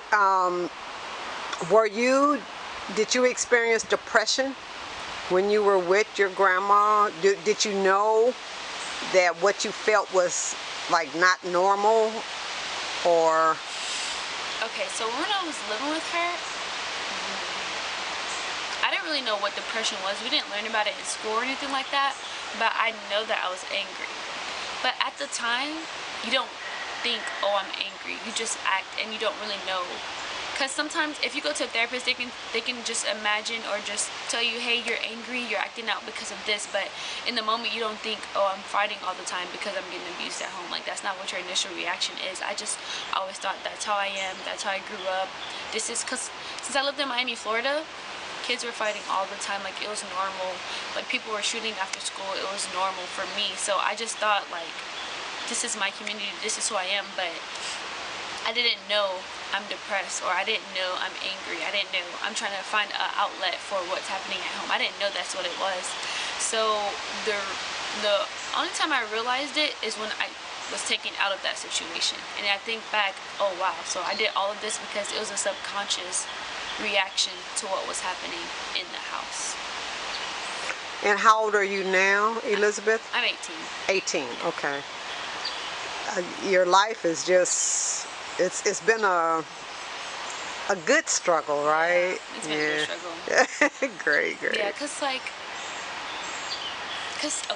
so from the death of my mom, I've always been told, and I actually noticed that I've been trying to fill the void that hasn't been there, especially at a young age, you know. When you don't have your mom, okay, I have friends whose moms passed away like at this age, at 18, at 15, at 16, but for me it was 5, and it didn't seem like a difference to me because I just never grew up with her. Like, I never grew up with her, so it never seemed as if it was normal. And so when I was growing up and I moved in Georgia and I was trying to find validation in people, I would just see like a mom figure in me, but not a good one, just like me being bossy or me trying to control things. But that was just me filling the void of not having her, like not having that structural house. Because our dad, our family didn't like him for some reason. I still don't know why to this day, but we didn't have a dad figure in our house either. So we had like the ultimate broken household. But if you think about it, there's always a story that's worse than yours. So I'm just blessed that I had the opportunity to live with my godmom and her take us in as her own kids. But at the same time, as you continue to like live on, you get to realize why things happen the way that they did. You know what I mean? And I know like sometimes people say, oh yeah, if it was meant to be, it was meant to be. And that's not the worst advice. That's the worst advice you can ever tell someone, because when they're going through hurt, you don't want to say, oh, it was meant to be. Or if someone's parents die, yeah, it was meant to be. Like, that's not the best advice you can give them. So for people who continue to persevere forward, you know, and use your past to push you forward, you know what I mean? That's good. And so where do you fall in the line? Are you the youngest, the oldest, in between, or? So I'm the middle child. Middle, Out okay. of everyone in the house, but it's weird because when we were with our mom and our dad, I was the middle child. But when we moved with our grandma, she also had kids of her own. So my sister was the youngest, obviously, and I was the next youngest. But when we moved in with our godmom, my brother was the oldest, but he moved out, like, he came later on, so he moved out right away, and then I began to take on the role of the oldest, and my sister became the middle child. So, like, all throughout life, it's been, like, constant changes, and I guess, like, what I'm learning right now is how to cope with change. Like, I remember 2 weeks ago in service, like, at my church service, in the youth service, they were praying, you know, singing, worshiping and stuff, and coming out of me was just kept saying, I'm afraid, and I wasn't doing it on purpose. It was just coming out, and like, I guess like I've been asking God to reveal to me something that's on my heart that I need to fix, and I guess it's my fear of like changing and moving. Because concerning college, my initial reaction was to stay here in Georgia and go to Agnes Scott in Decatur, and that was my initial reaction, just to stay in Georgia, because I was tired of moving. But I guess God had a different plan for me, and I ended up going to college in Ohio. And it's a weird story how I got the scholarship. So the scholarship that I got was something called Posse, and basically what it is that they don't randomly select, but it's random kids coming together, and it's in a process of 3 interviews. Your first interview is a group interview where there's hundreds of kids in a room, and they sit down, you do different activities, and they look at you based on your leadership skills. The second interview is called DAP 2. Is where there's a 2-on-1 interview where there's 2 people interviewing you and there's just you answering the questions. And the third interview is 20 people in a room, and it's kind of like DAP 1, but it's more like confined and more like a higher bar. And out of the 20 people, only 10 people get picked to go to that certain college. So it's out of 1,600 people to 10 people for that specific college. You know what I mean? And that's crazy. And so I passed DAP 1 and I went to DAP 2. And I thought I passed DAP 2, but I got an email. And this was ironic because it was on a Friday night that I was going to one of my church retreats. So I got an email and it was saying, I'm sorry to inform you that you didn't get the scholarship. And at first I was happy because I was like, yes, I'm staying in Georgia, I didn't get the scholarship. But then when I was thinking about it, I was like, how am I going to pay for college? Like, I'm happy, yes, but they're covering tuition for 4 years. And that's a big difference. And all I have to pay is $11,000. And you can apply for scholarships, but let's say you had to pay $48,000. That's a big difference from $11,000. But I was still happy that I didn't get it. I'm like, yes, I'm staying in Georgia. I'm going to be with my friends. Like, no more changes. And at my church retreat, I know people were praying for each other. And then one of my leaders, her name is Emily Crawford. She's the best. She asked me, she said, so what is something that's been on your mind? What are you struggling with? I was like, college, like just knowing where God wants me to go. She prayed for me. Cool, she prayed for me. And so later on that week, I want to say it was a Tuesday. So the Tuesday we got back, I got a call in my psychology class. I didn't answer because I was in class. And my godmom texted me. She said, did you get that email? And so I called them back. And then they were saying, hey, is this Elizabeth Testamark? I was like, yeah, this is me. And it was like, congratulations, you got the scholarship. I was like, what? In my mind, I was like, I got the scholarship? What? Like, you got promoted to the next round. And then I'm not trying to be cocky or anything, but if you didn't get something at first and then you pray for it and then you got it, you're bound to get it, you know? And so I finally went to the third round of interviews, and I wasn't nervous, but I kind of was nervous because like when you tend to compare yourself to others, you pick out everything that's bad about you, and you're like, dang, she got a 4.0, but I got a 3.7, which is not that off, but still. And so I was comparing myself to everyone, and I was like, I'm not gonna get it. And then my godmom was like, well, you've come this far. Look at what just happened on Tuesday. And the interview was the next day, so like, you're bound to get it. And so we did the interview. I was nervous. Everyone was actually pretty good. And they called me that same night and they said, you got the scholarship. And I was like, what? OMG, like, just to have that relief off of your shoulders. Because like coming from a family that the majority of my family didn't go to college. And I can honestly say, from my knowledge, my brother, my cousin, and another cousin all went to college. So that's 3 of us out of everyone else, except for my godmom. I'm talking about my generation. So 3 people from my generation, and there's like a lot of us in my generation that went to college. And I'm just like, dang, I'm gonna be the 4th, and my sister's gonna be the 6th, and our cousins, like, I don't know. Just like they were talking about earlier, generational curses that you're breaking. Like, since our family's from Haiti, and we didn't really have anything, our eldest people are pushing us to do everything that they didn't do.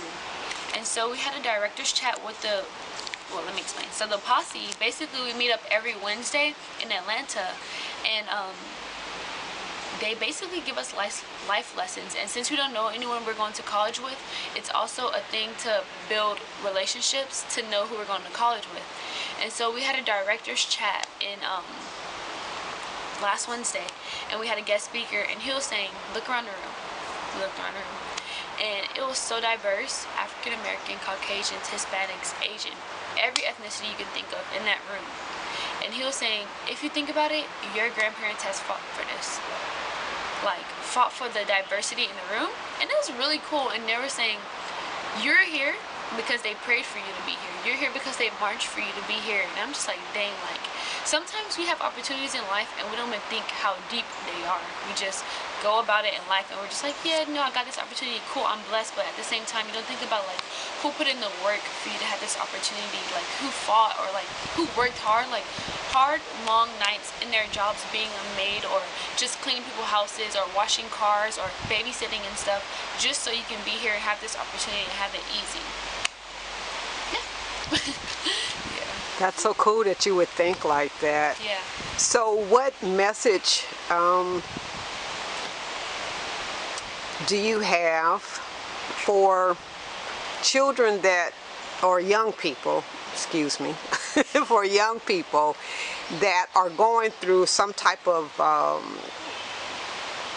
household drama, you know, like it's either abusive, like what you experienced, or there's just some fussing going on, or their parents don't take up any time with them? Yeah. So the biggest thing I can say is check yourself. Not in a bad way, but I would say check yourself is because when there's an issue, there's always two sides to an issue, and you have to seek to understand. Because I know my life isn't all that good now. We still have issues in the household like every other household does. You know, parents and kids always argue all the time, and a parent can be right. That's why they're parents. That's why they're older than us. They have experiences, but at the same time, you don't understand what your parent is going through, why they project those feelings onto you. So I would just say, look at what you're doing wrong and try your best to humble yourself. Even though you're in a worse situation ever and it feels like you're getting hurt, like abused or just yelled at for no reason, your parents are going through things, and sometimes like they're still kids too. They don't know how to handle what they're going through. So just humble yourself and just be the best you can be in that situation. So like what I would have done differently if I was with my grandma and she was abusing me and all that stuff, I would have tried my best to avoid the abuse. And sometimes you can avoid it, but it will still happen, you know, to you and stuff. But if you're in an abusive situation, I would say get help, but get help from someone you trust, not from someone that you don't really know that well. So get help from someone that you can trust and that you know that will actually benefit you and help you in a good way. You know what I mean? So I would say check yourself and humble yourself in the situation. And what I mean by that is like, if I give you a scenario, if there's a daughter and a mom in a house and they're constantly arguing and the daughter knows she's right, and let's say she is right, but the mom is persistent just because she's a mom, you know, moms are moms.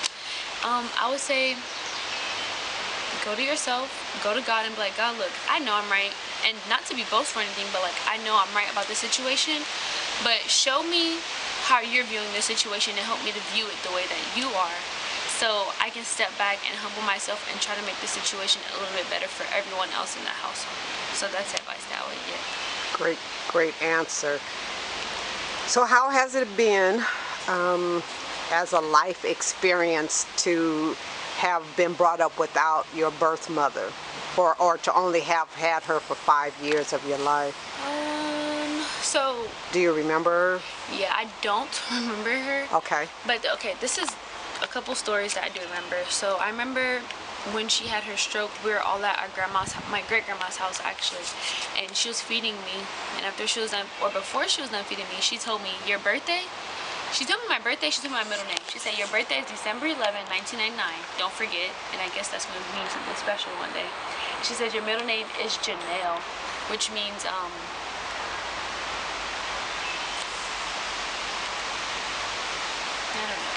Oh, Jehovah has been gracious. That's what my middle name means. Jehovah has been gracious. And so I don't know what significance those hold in my life, but yeah. And so after that, she got up and she immediately fell from, you know, a stroke and her weak legs and stuff. And I didn't think about it when I was 5. I'm just 5. I'm just like, oh, mommy, you know, she's hurt. Like, I didn't think anything. But they made all the kids go in the room. They called the ambulance. She left. And then I just remember later on that year, or a couple days later, actually, we all went on a family reunion and she didn't come. And I don't know, it was just sad to me to not have my mom, but at the same time, I'm a kid, my mind wasn't really on it. I was just thinking about having fun, going to the pool, going to South Carolina, and all this stuff. But I remember at her funeral, I was crying because I'm 5 years old. That's when you start to understand the world. And I just saw her in the casket and I was crying, and one of my uncles said, what are you crying for? I said, I don't know. And I just stopped crying because as a child, you're just afraid, you know? Like, you don't want anyone to, I don't know, you're just afraid. And so I guess like from that day on, me saying I don't know what I'm crying for, that actually built like a strong personality within me, because I was taught at a really young age not to cry for things, especially death, you know? I still cry, but I just know how to handle it better than most kids my age. yeah, so that's something that I learned from that, and that's how it affected me. Okay. So as we close up, is there anything special, a special message that you would like to leave either the parents or the guardians over children or young people in general? Yeah. So for the parents and the guardians, I know when I was little, I used to always try to remember how I thought. So when I get older, I can try to understand how the little kids think, so I wouldn't be as aggressive towards them because they have a different mindset. You know, we have a different mindset than people who are 50, and people who are 7 have a different mindset than people who are 18. So I was just trying to say, seek to understand from both perspectives. So if you're 18, seek to understand your parents, and parents seek to understand your children because they aren't thinking the same way that you are. And if you seek to understand rather to be understood, then you will approach the situation differently, in a different way. Well, thank you, Miss Elizabeth Testamark. You are so blessed, and we wish you all the joys and prosperity and abundance that the universe has in your future going forward in college, and all your dreams, may they come true. Thank you. Thank you.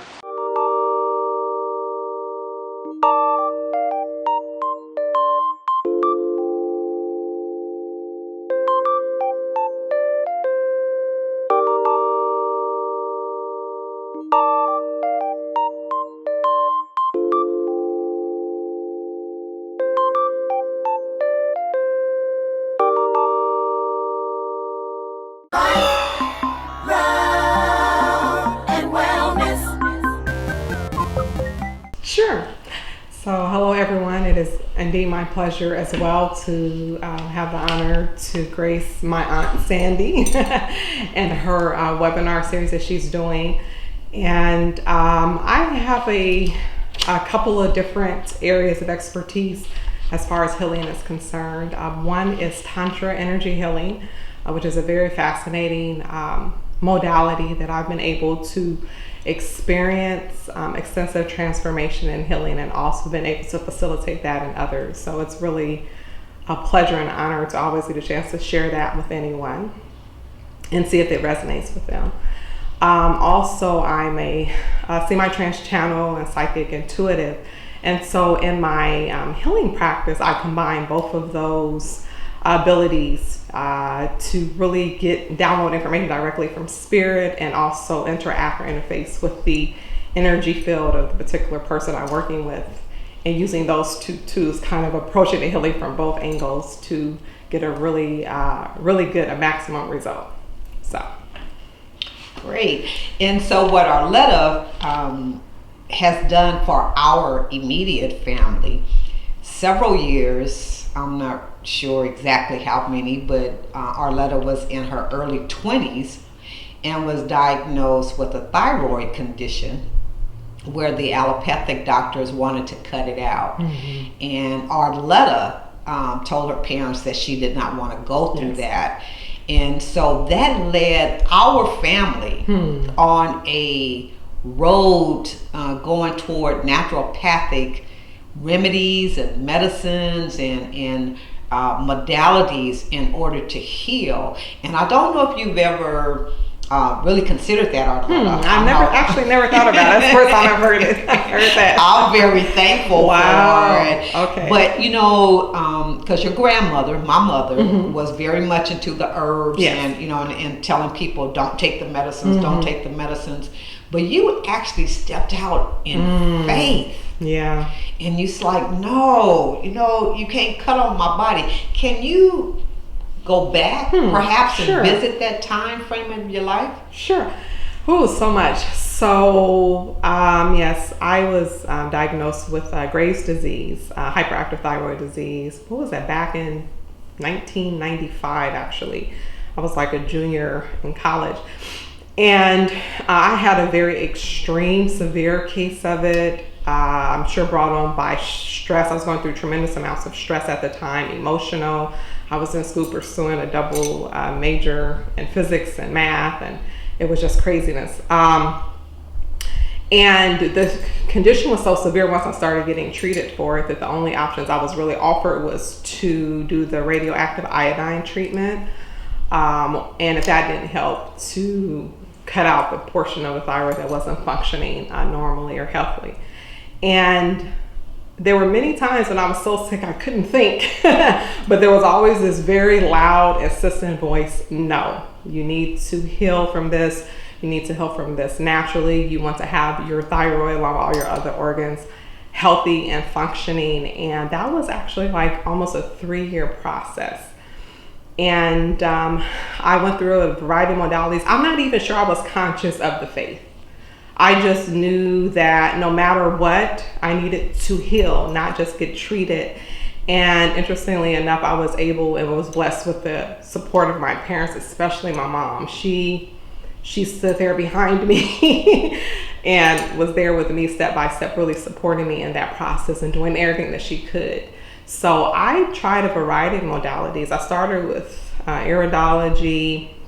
I was treated by someone who did kinesiology with like the muscle testing. So what is it called? I can't think of the right term. But anyway, she was a kinesiologist. So that process is where you actually use muscle testing and your body actually gives you biofeedback as far as what's causing the particular illness, what particular types of herbs and other medications or treatments that will actually help you, and your body will actually tell you that. And so she was the one who actually put me in touch with a holistic chiropractor who had had success with her sister treating Hashimoto. So a lot of people have thyroid diseases, and it's unfortunate because autoimmunity now affects about 70% of our population. And so the majority of people, or you're one of those people who has lupus or pre-diabetic or Crohn's disease or leaky gut, something's going on due to the toxins in our environment. So she referred me to this holistic chiropractor, and that was 2 years into my journey. 2 years of literally not being able to function at all. And that was the final piece of the puzzle. And literally within a month of me getting treated and adjustments by him with some of the other treatments he did, I started seeing significant, rapid improvement. And over a course of about 2 months, I was healthy and functioning. And then I was able to go back to school and finish and continue with my life. And I'm forever grateful for that experience. But that time is almost like Spirit was like, you know what, you're headed down the wrong path. Because my path at that time was pursuing theoretical astrophysics and being a scientist as far as my career and my life path. And I had almost 3 years to sit there and reevaluate everything and kind of get aligned with my spirit. And by the time I returned back to school, I was older, a little bit more mature, and had a clear idea of who I was and what I was supposed to do. And so I always say that illness is a gift. We just have to search and find and take out the time to find the gem and what it's telling us about ourselves, about our life, what's going on with us spiritually, and also what's going on with us physically. So interesting. So through your process, you finished your education. Yes. But then it took you into a place of natural healing. Yes. And so you learned various modalities. Yes, that's another aspect of the journey. So I found out this recently, actually literally about a month ago. I was meeting with a practitioner, and when I told him my story of putting Graves' disease into remission, he was like, that's phenomenal. He said, because that never happens. And I was like, really? Because it was just part of my thing. It's like, because it's, for some reason, how it affects your body is more difficult than like Hashimoto's, which is a hypoactive thyroid disease. So what I found is my body has triggers. So I actually had a trigger reoccurrence of a thyroid condition, which was Hashimoto, which is the other opposite end of the spectrum. And that happened around the time that I separated from my then husband. But what was interesting about that time was not only did it bring on the onset of this illness, which just slowed my whole life down, but in me trying to deal with the emotional distress and pain and trauma of ending a relationship, that's when I got my first reading from a lady who actually went into complete trance and channeled the reading, and that kind of opened me up and led me on that part of my healing journey. But one of the things that she told me was, she was like, Arletta, she was like, you've always had this healing energy present in your body, and this healing energy vibrates at a different frequency than your body's normal energetic frequency. And so she was like, as long as you express this energy, whether it's through your poetry, whether it's through your healing work, through your writing, whatever it is, you will maintain that balance. But as soon as you stop doing that, your body's going to get back into imbalance and you would get sick. And so she was like, you know, through my process with a chiropractor, and even what I was going through at that time with the Hashimoto's, I was unknowingly healing myself. So it's kind of like a lot of this was very spiritual and not conscious. But that second time was when I started really tapping into my other metaphysical gifts and abilities, which I was not aware of at all. There was nothing in my awareness to even cause me to open myself up to this whole other realm of experience. And so it's almost like my bouts with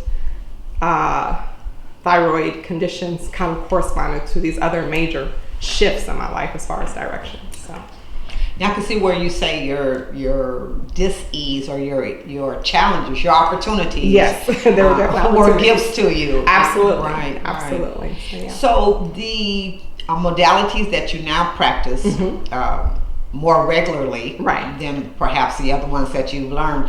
So you want to go into a little bit more detail about the reasons why, or even some of the other ones that you've used. Okay, that you sure. don't. Okay. Oh my goodness. So fortunately, for me, my ultimate goal is to live in a constant state of expansion and be the most honest and authentic version of myself. So I'm constantly engaged in these opportunities to strip away the stuff and get to more and more who I originally am and why I'm here, so I can focus on that. So I have done some of everything. So let's see, I've done EFT and tapping. There's a variation of that called Psy-K. I've used the Sedona method. I've used the HoloSync technology. There's probably a lot of stuff in between that. I have done so many different modalities, which have all helped and contributed at that particular time that I interfaced with those to just get rid of my stuff.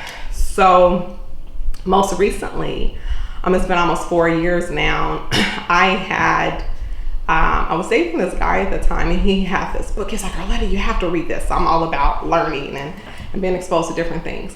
And so this book was called Awakening the Master Feminine. And I read this book, and I will never forget, this was probably the second year of the Talia Wadget natural hair shows. And so I was headed to the natural hair show, and I started reading this book, and I could not put it down. I missed the hair show that spring, and I read for 2 days. And this book kind of opened up this whole new realm of explanation as far as what is the experience of being a woman, of being female, and the way the author, Yael Morris, described it just made me see myself clearer, my strengths, my weaknesses, and the whys behind that. And I was like, oh, this is good stuff. And so I had reached out to him, connected with him on Facebook, and lo and behold, a friend of mine about 6 months later invited me to event at her house.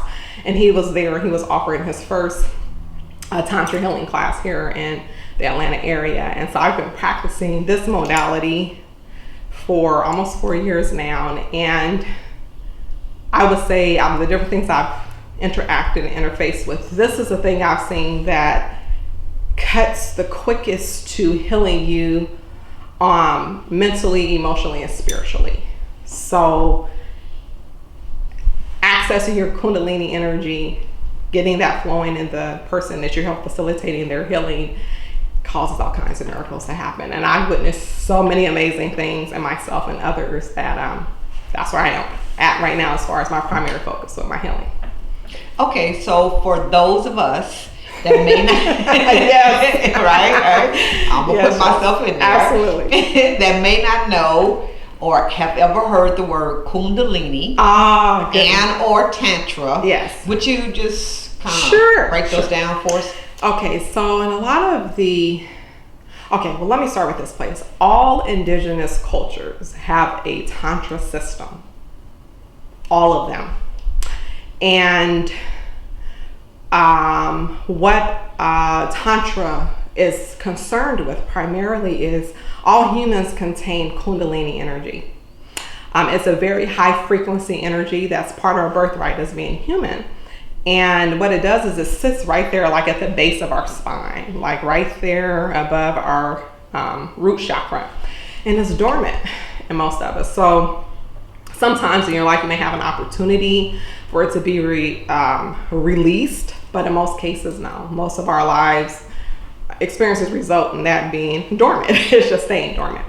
So what my focus is with the Tantra healing is to focus on the chakras. And chakras are different energy centers in your body. Your body has 7 main chakras that correspond with organs and body functions and emotional and spiritual things as well. So you have your root chakra, your navel chakra, your solar plexus chakra, your heart chakra, your throat chakra, your third eye chakra, and your crown chakra. And those go by different names.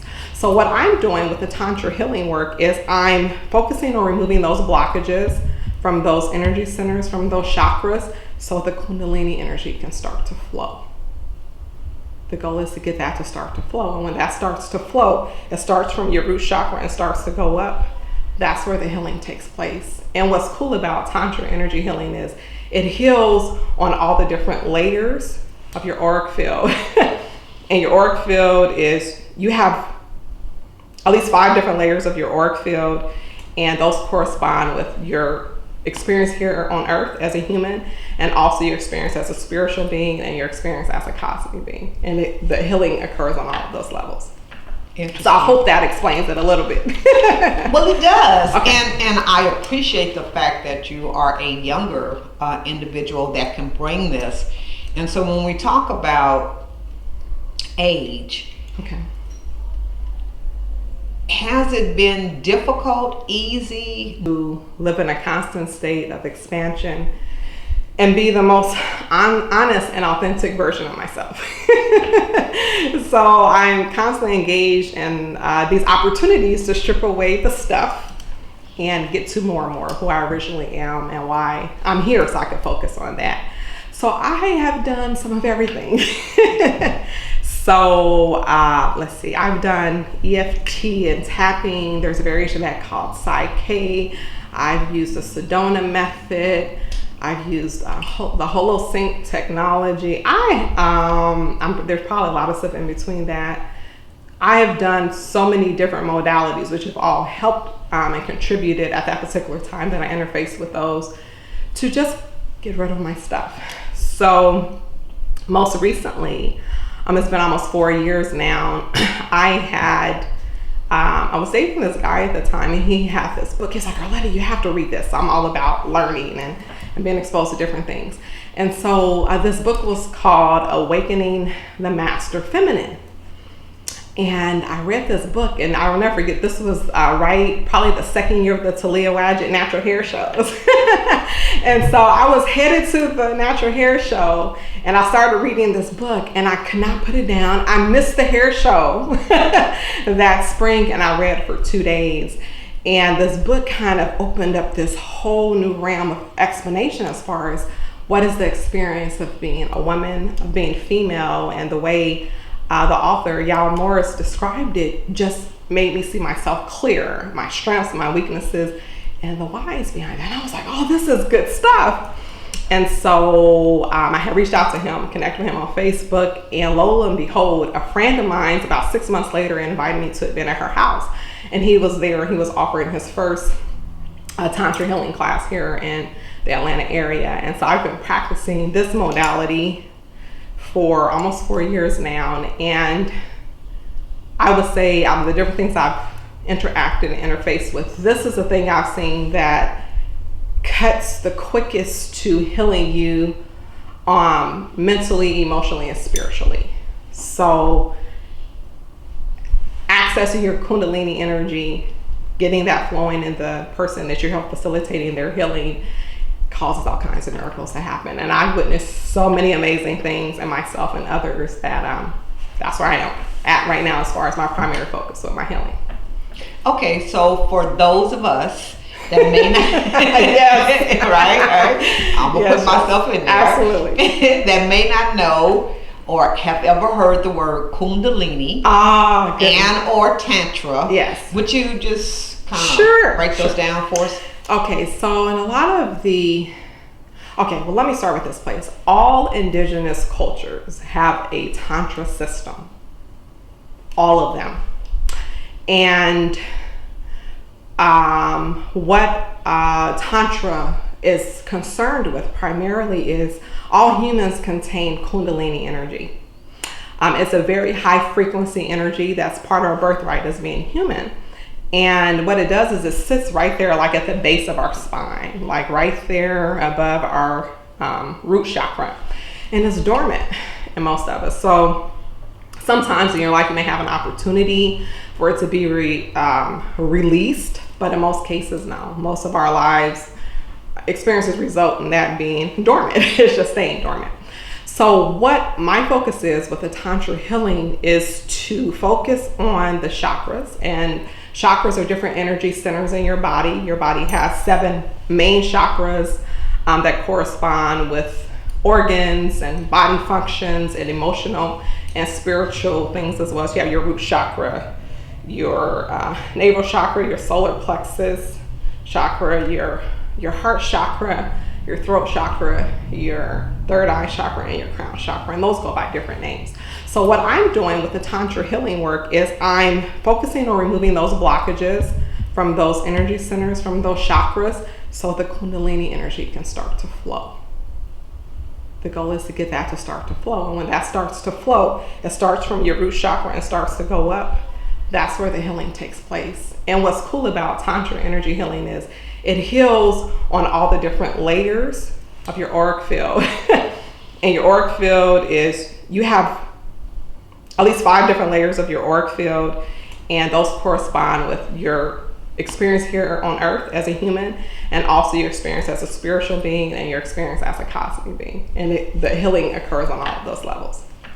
So I hope that explains it a little bit. Well, it does. Okay. And I appreciate the fact that you are a younger individual that can bring this. And so when we talk about age, Okay. has it been difficult, easy, neutral with you as a young person to experience and to explore these different healing modalities, and then to also be able to have conversations with your peers about it?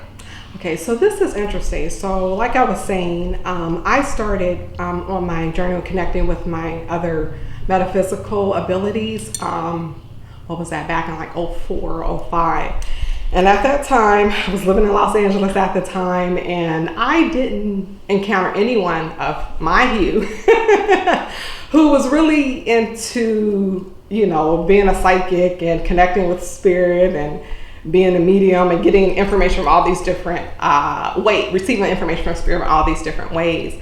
But really interestingly enough, I would say by like 2012, especially when I moved to Atlanta, and I always would call the city home because this is where I found my tribe, I started encountering groups of people of my hue who this was not a weird conversation. And they were open to it. They had their different practices. They were opening up to their gifts.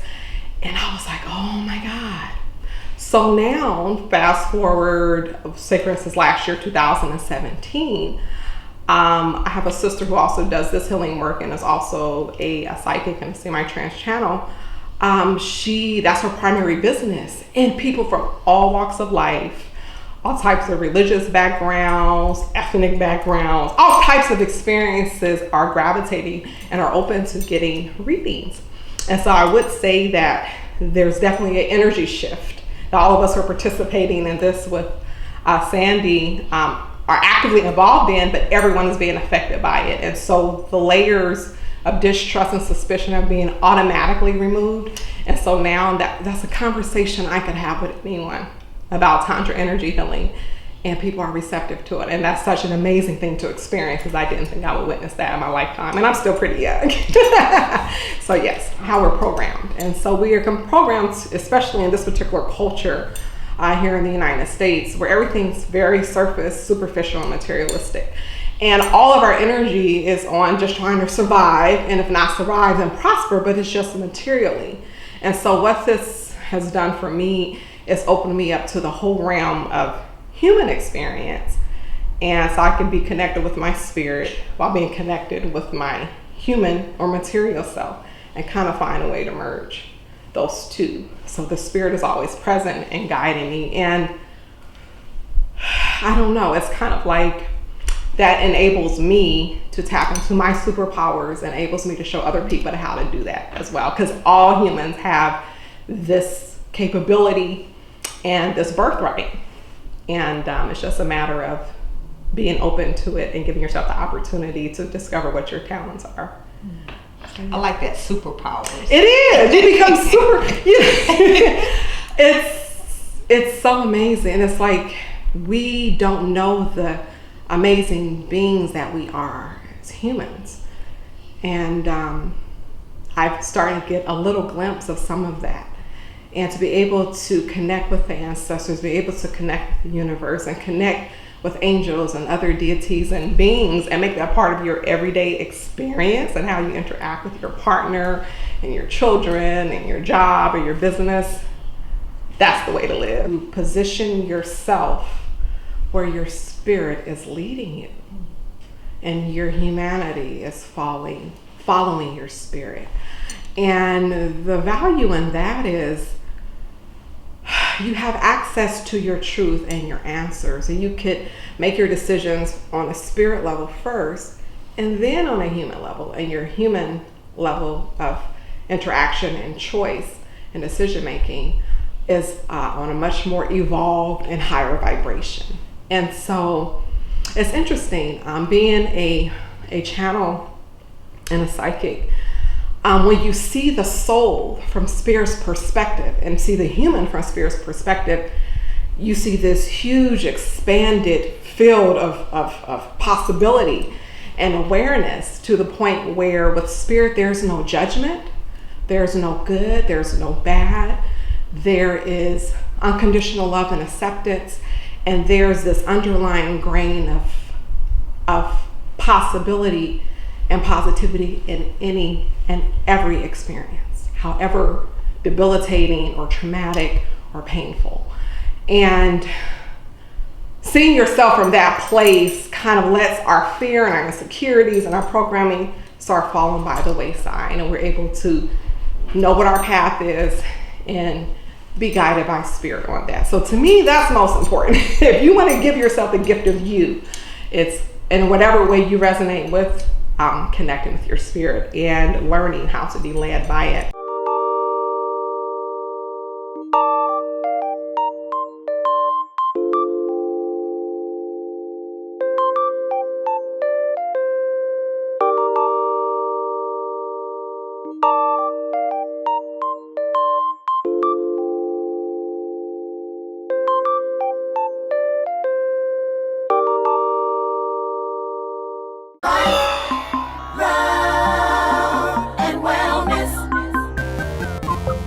Absolutely.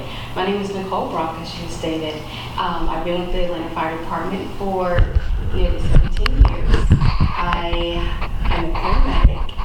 I came into the holistic aspect of medicine just by dealing with patients and having a daughter and granddaughter who has sickle cell. And so health is a huge issue in my home. And doing it holistically has been a venture that I've wanted to embark on for many, many years. I considered going into nursing and other things, but I honestly believe that the pharmaceutical aspects of life has proven to actually be very detrimental to most of the patients that I encounter. And it was, I would say, in the last 5-6 years that I realized that there are other alternatives that will improve one's health. And so one of the things that I looked into was the holistic side of medicine. And not all Western medicine is bad, but there's always a limit. So I'm here with you today to introduce one of the techniques that I have come across as part of my holistic treatment, if you will. And we have Dr. Amani that's laying on what is called an infrared mat. Biomat was the original maker, if I'm not mistaken. Biomat is what a lot of people commonly hear, but this is more of an infra mat, which means that it has infrared light technology that's infused into this. Now these are, in this mat, it's filled with jade, tourmaline, and amethyst, different stones. So it's also called the Taj mat. And the Taj mat, the science behind the Taj mat came from years and years ago when jewel miners would mine the jade and amethyst and tourmaline mines. And those people were, for whatever reason, not getting sick. So the concept came about to take all of that, put it in a mat, and allow that to heal other people. And of course, with this mat, this comes with infrared technology. The infrared technology, which is called PEMF, which is the far infrared light. And what it does is it assists gives energy. It also reduces inflammation. It will improve circulation. Also helps with your immune system, boosts your immunity. And if you have any kind of back aches, any aches and pains, there's also temporary relief from that. It helps with nearly all of the body systems. So what also Dr. Mani is laying on is a Taj towel pillow, which also assists. Now the mat that she's laying on is heated, and even if you lay here while she's laying here, you can actually feel the energy flow through her body. And the biggest thing with the infrared light, the biggest positives with the infrared light and the energy that comes through it is it decreases all the free radicals that are in the air. And we know the free radicals are what's the cause of a lot of the cancers and the disease processes that go on in the world. So what you want to do is, these mats are affordable. And when you calculate how much it costs for pills, doctor's visits, co-pays, what they didn't pay, now you gotta pay, you can take that same amount of money and invest in a mat of this sort and actually get a lot of healing from it. I had a patient 2 days ago when I was at work, and she just got released from the hospital, from the ER. They'd given her several prescriptions, but one prescription was $200. And I said, well, why didn't you get your prescription filled? Because if you had gotten your prescription filled, we probably wouldn't be back here. And then, of course, that's when she said it was too expensive. And she was in a lot of pain. But again, like I say, that's the way the world works with pharmaceutical companies, is that they make it so hard for you to even afford to pay for the Western medication that you have to have, because if you don't know anything else, you have to have the medication in order to take your body out of pain. So, these are the things I really try to be proactive in the community in educating, especially our community, that there is a holistic way of getting yourself into a healing state, into a healthier state. And it may be just because the side of town that I work on, I run into, of course, all of my patients But we've got to figure out some kind of way, how do we bring these educated views into the community? And I really appreciate that this video is going out to people, in the community and help with the education of it. And so, how do you feel, Doctor? Wonderful. It is, I'm telling you, That feels great. yes. And it actually heats to various temperatures, to your degree, absolutely. And it comes with a foil that we could slide on, and it would create a sauna effect. So that way you kind of keep all of the heat, and it penetrates the entire body. But you continue to lay there, because I'm telling you, you will feel that energy come through that mat. It is amazing. After I get off, I feel 1,000% better. And so, in addition to ensuring that we get our community healthy with holistic medicine, and not necessarily holistic medicine, but holistic and non-traditional ways of healing, another thing that we have to incorporate and remember to incorporate in our system is our diet. That's a huge thing. I've watched What the Health. I recently watched a movie called The Magic Pill on Netflix. Very interesting. They're both very interesting topics of diet and exercise. Speaking about diet, one of the things that from owning and running a vegan restaurant, or mostly vegan restaurant, vegan-friendly restaurant, was learning the aspects of what does it take to be healthy.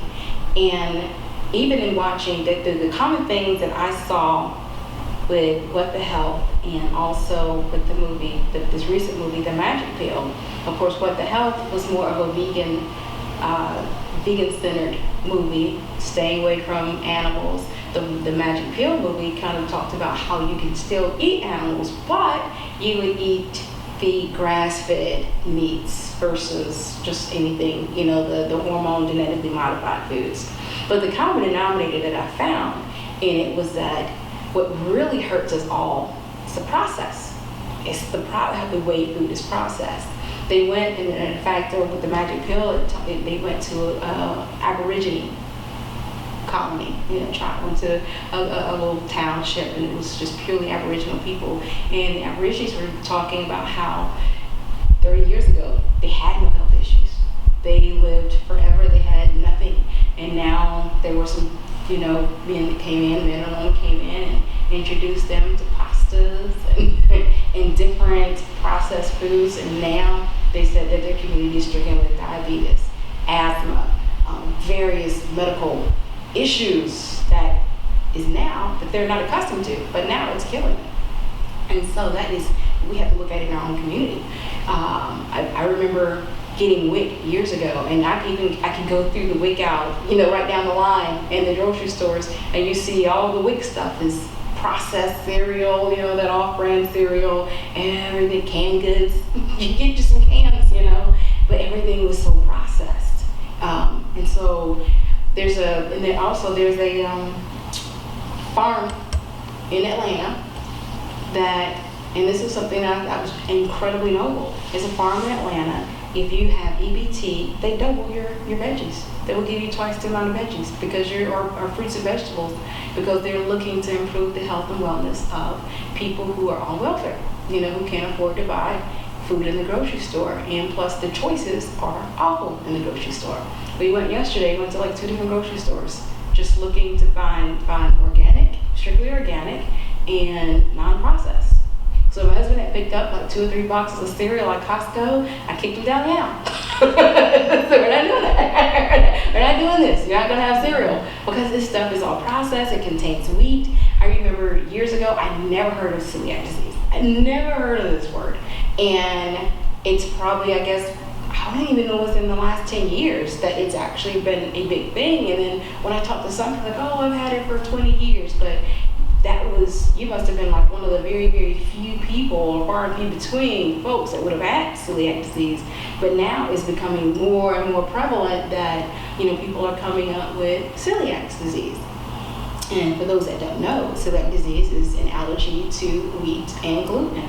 So that tells you that that's a process issue.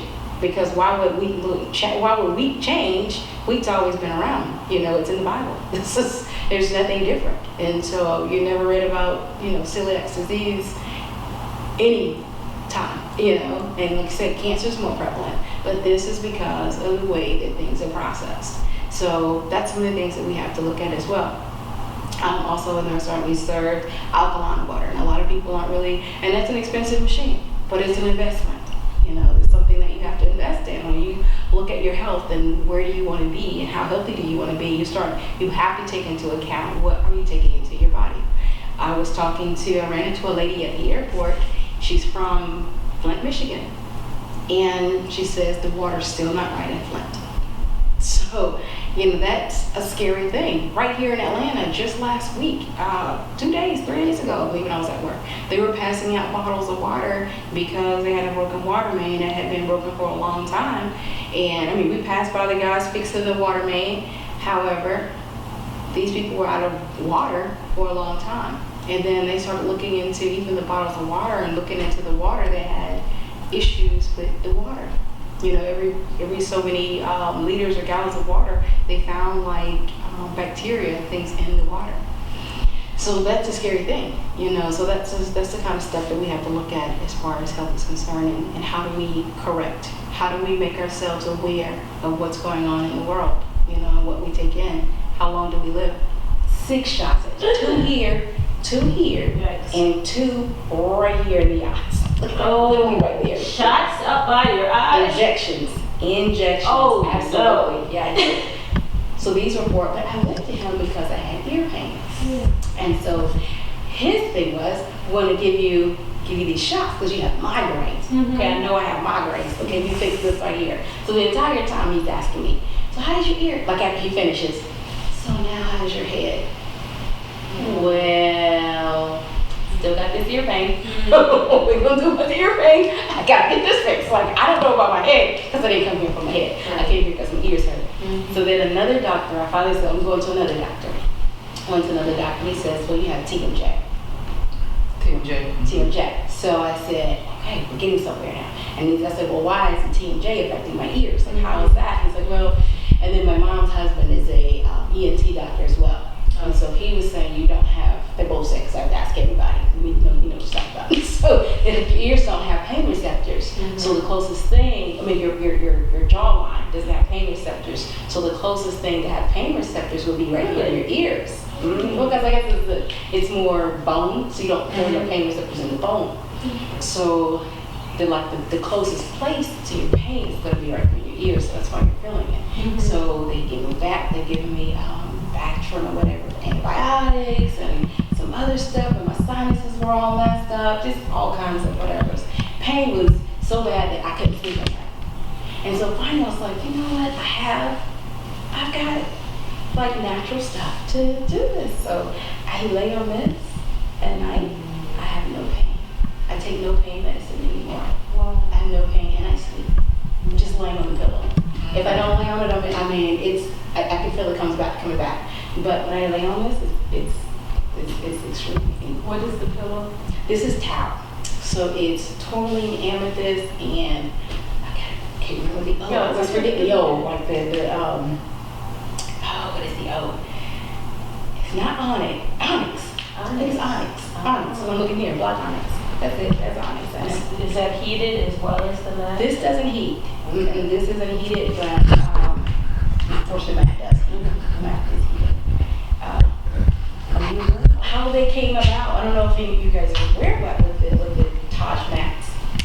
And the reason why it's heated is where they do the mining for jade, where they do the jade mines, where they go in the little township area. They wondered why no one was getting sick. No one who mined in the jade mines got sick. And so they started putting it together that it's something, of course, gets really hot down in the jade mines, and then the amethyst, where they mine the amethyst, so it's a lot of heat, and then of course with the stones being in there.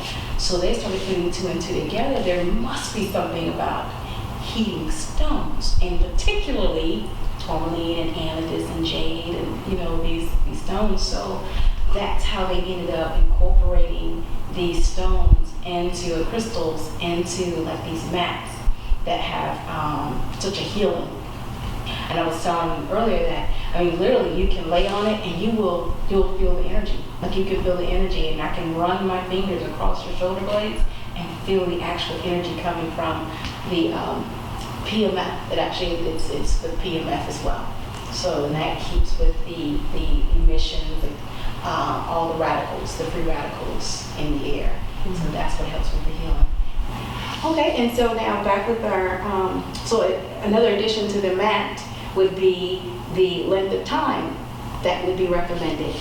When I do my sessions, you can go anywhere from 30 minutes to an hour. I recommend an hour because of all of our cell phones and the different technologies, computers, our laptops, and we usually spend hours on that. So 1 hour on a mat for once a week is probably about the minimum that I would do, depending on your lifestyle. Now the mat is set where you can actually spend 3 hours, 6 hours, or 12 hours. You can actually sleep on the mat overnight and get your healing like throughout the night. You also have, again, the heat, and you can turn, I don't know if you can see the lights a little bit. You can turn the lights on and off. Here. And then that'll turn the lights off. And then, but you really want to keep with the lights on and stay with your energy flows. The mats come in different sizes. You can actually get a mat that is half this size, where you can just use it while you're sitting in a chair at work. You can have a full mat, or I want to say there's another mat that actually will cover an entire queen size bed.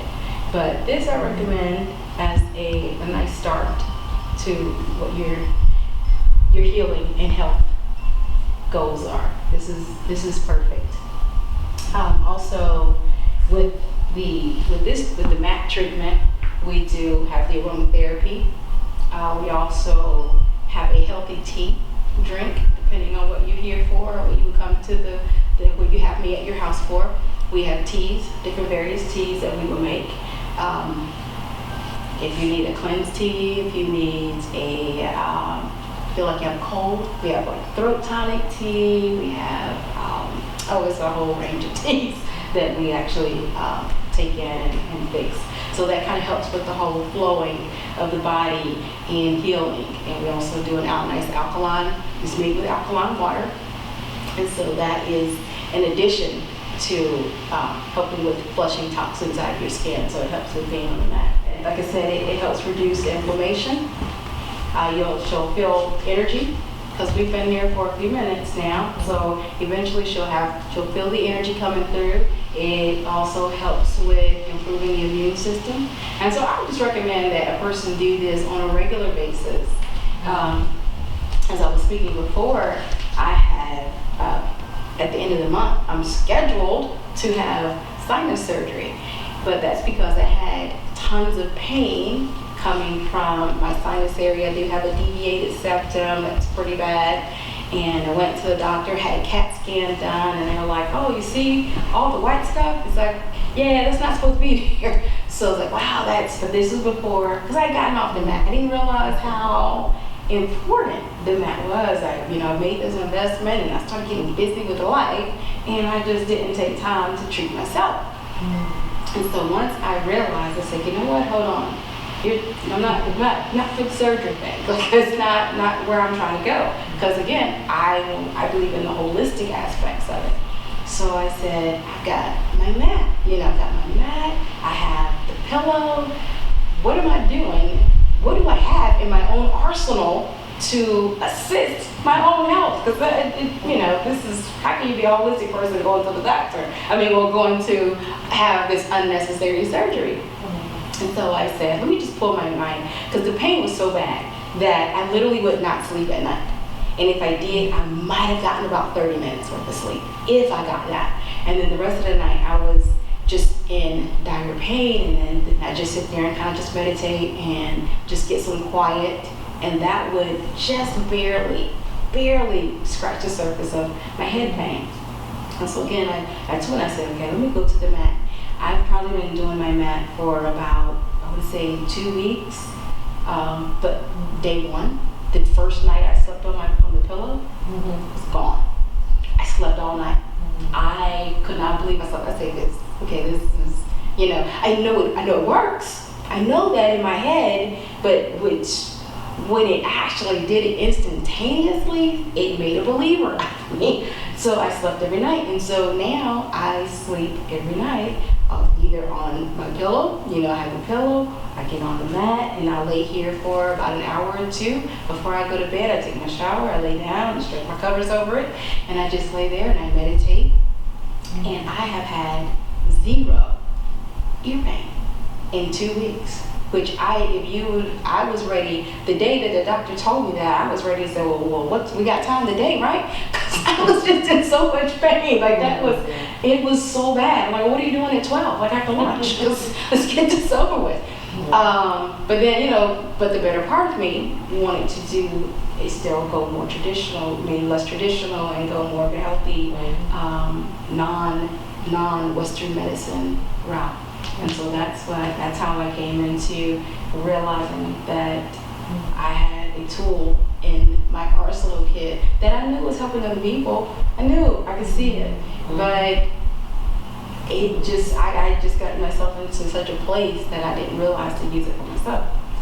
And so with that I did. And so how you feeling? You still feeling good? Wonderful. To wrap it up though, I want to definitely bring it back home with, when you're looking at it, so it's not just the laying on the mat and living a bad lifestyle. This is actually making a major lifestyle change.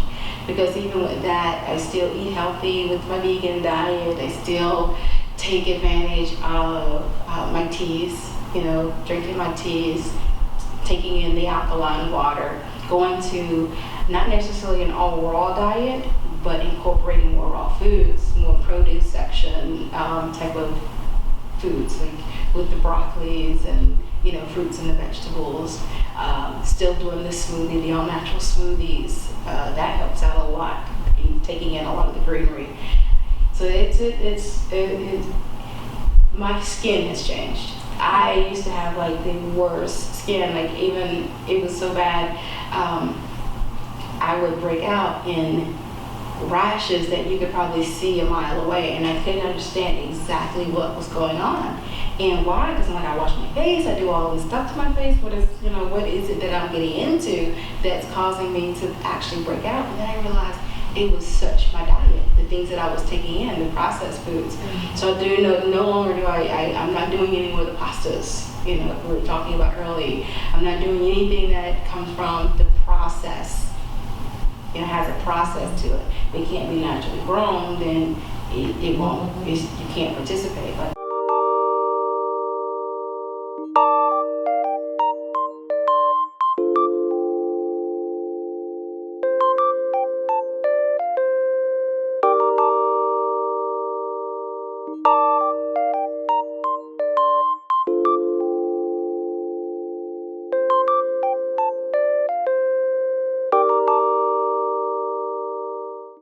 Thank you for being with us today.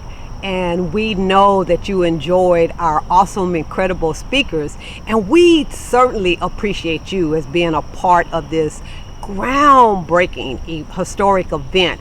And so we invite you to tomorrow perhaps invite a couple more of your friends over, or how about at your church or your synagogue or your mosque, invite people and have a viewing party so that you can have a discussion afterwards.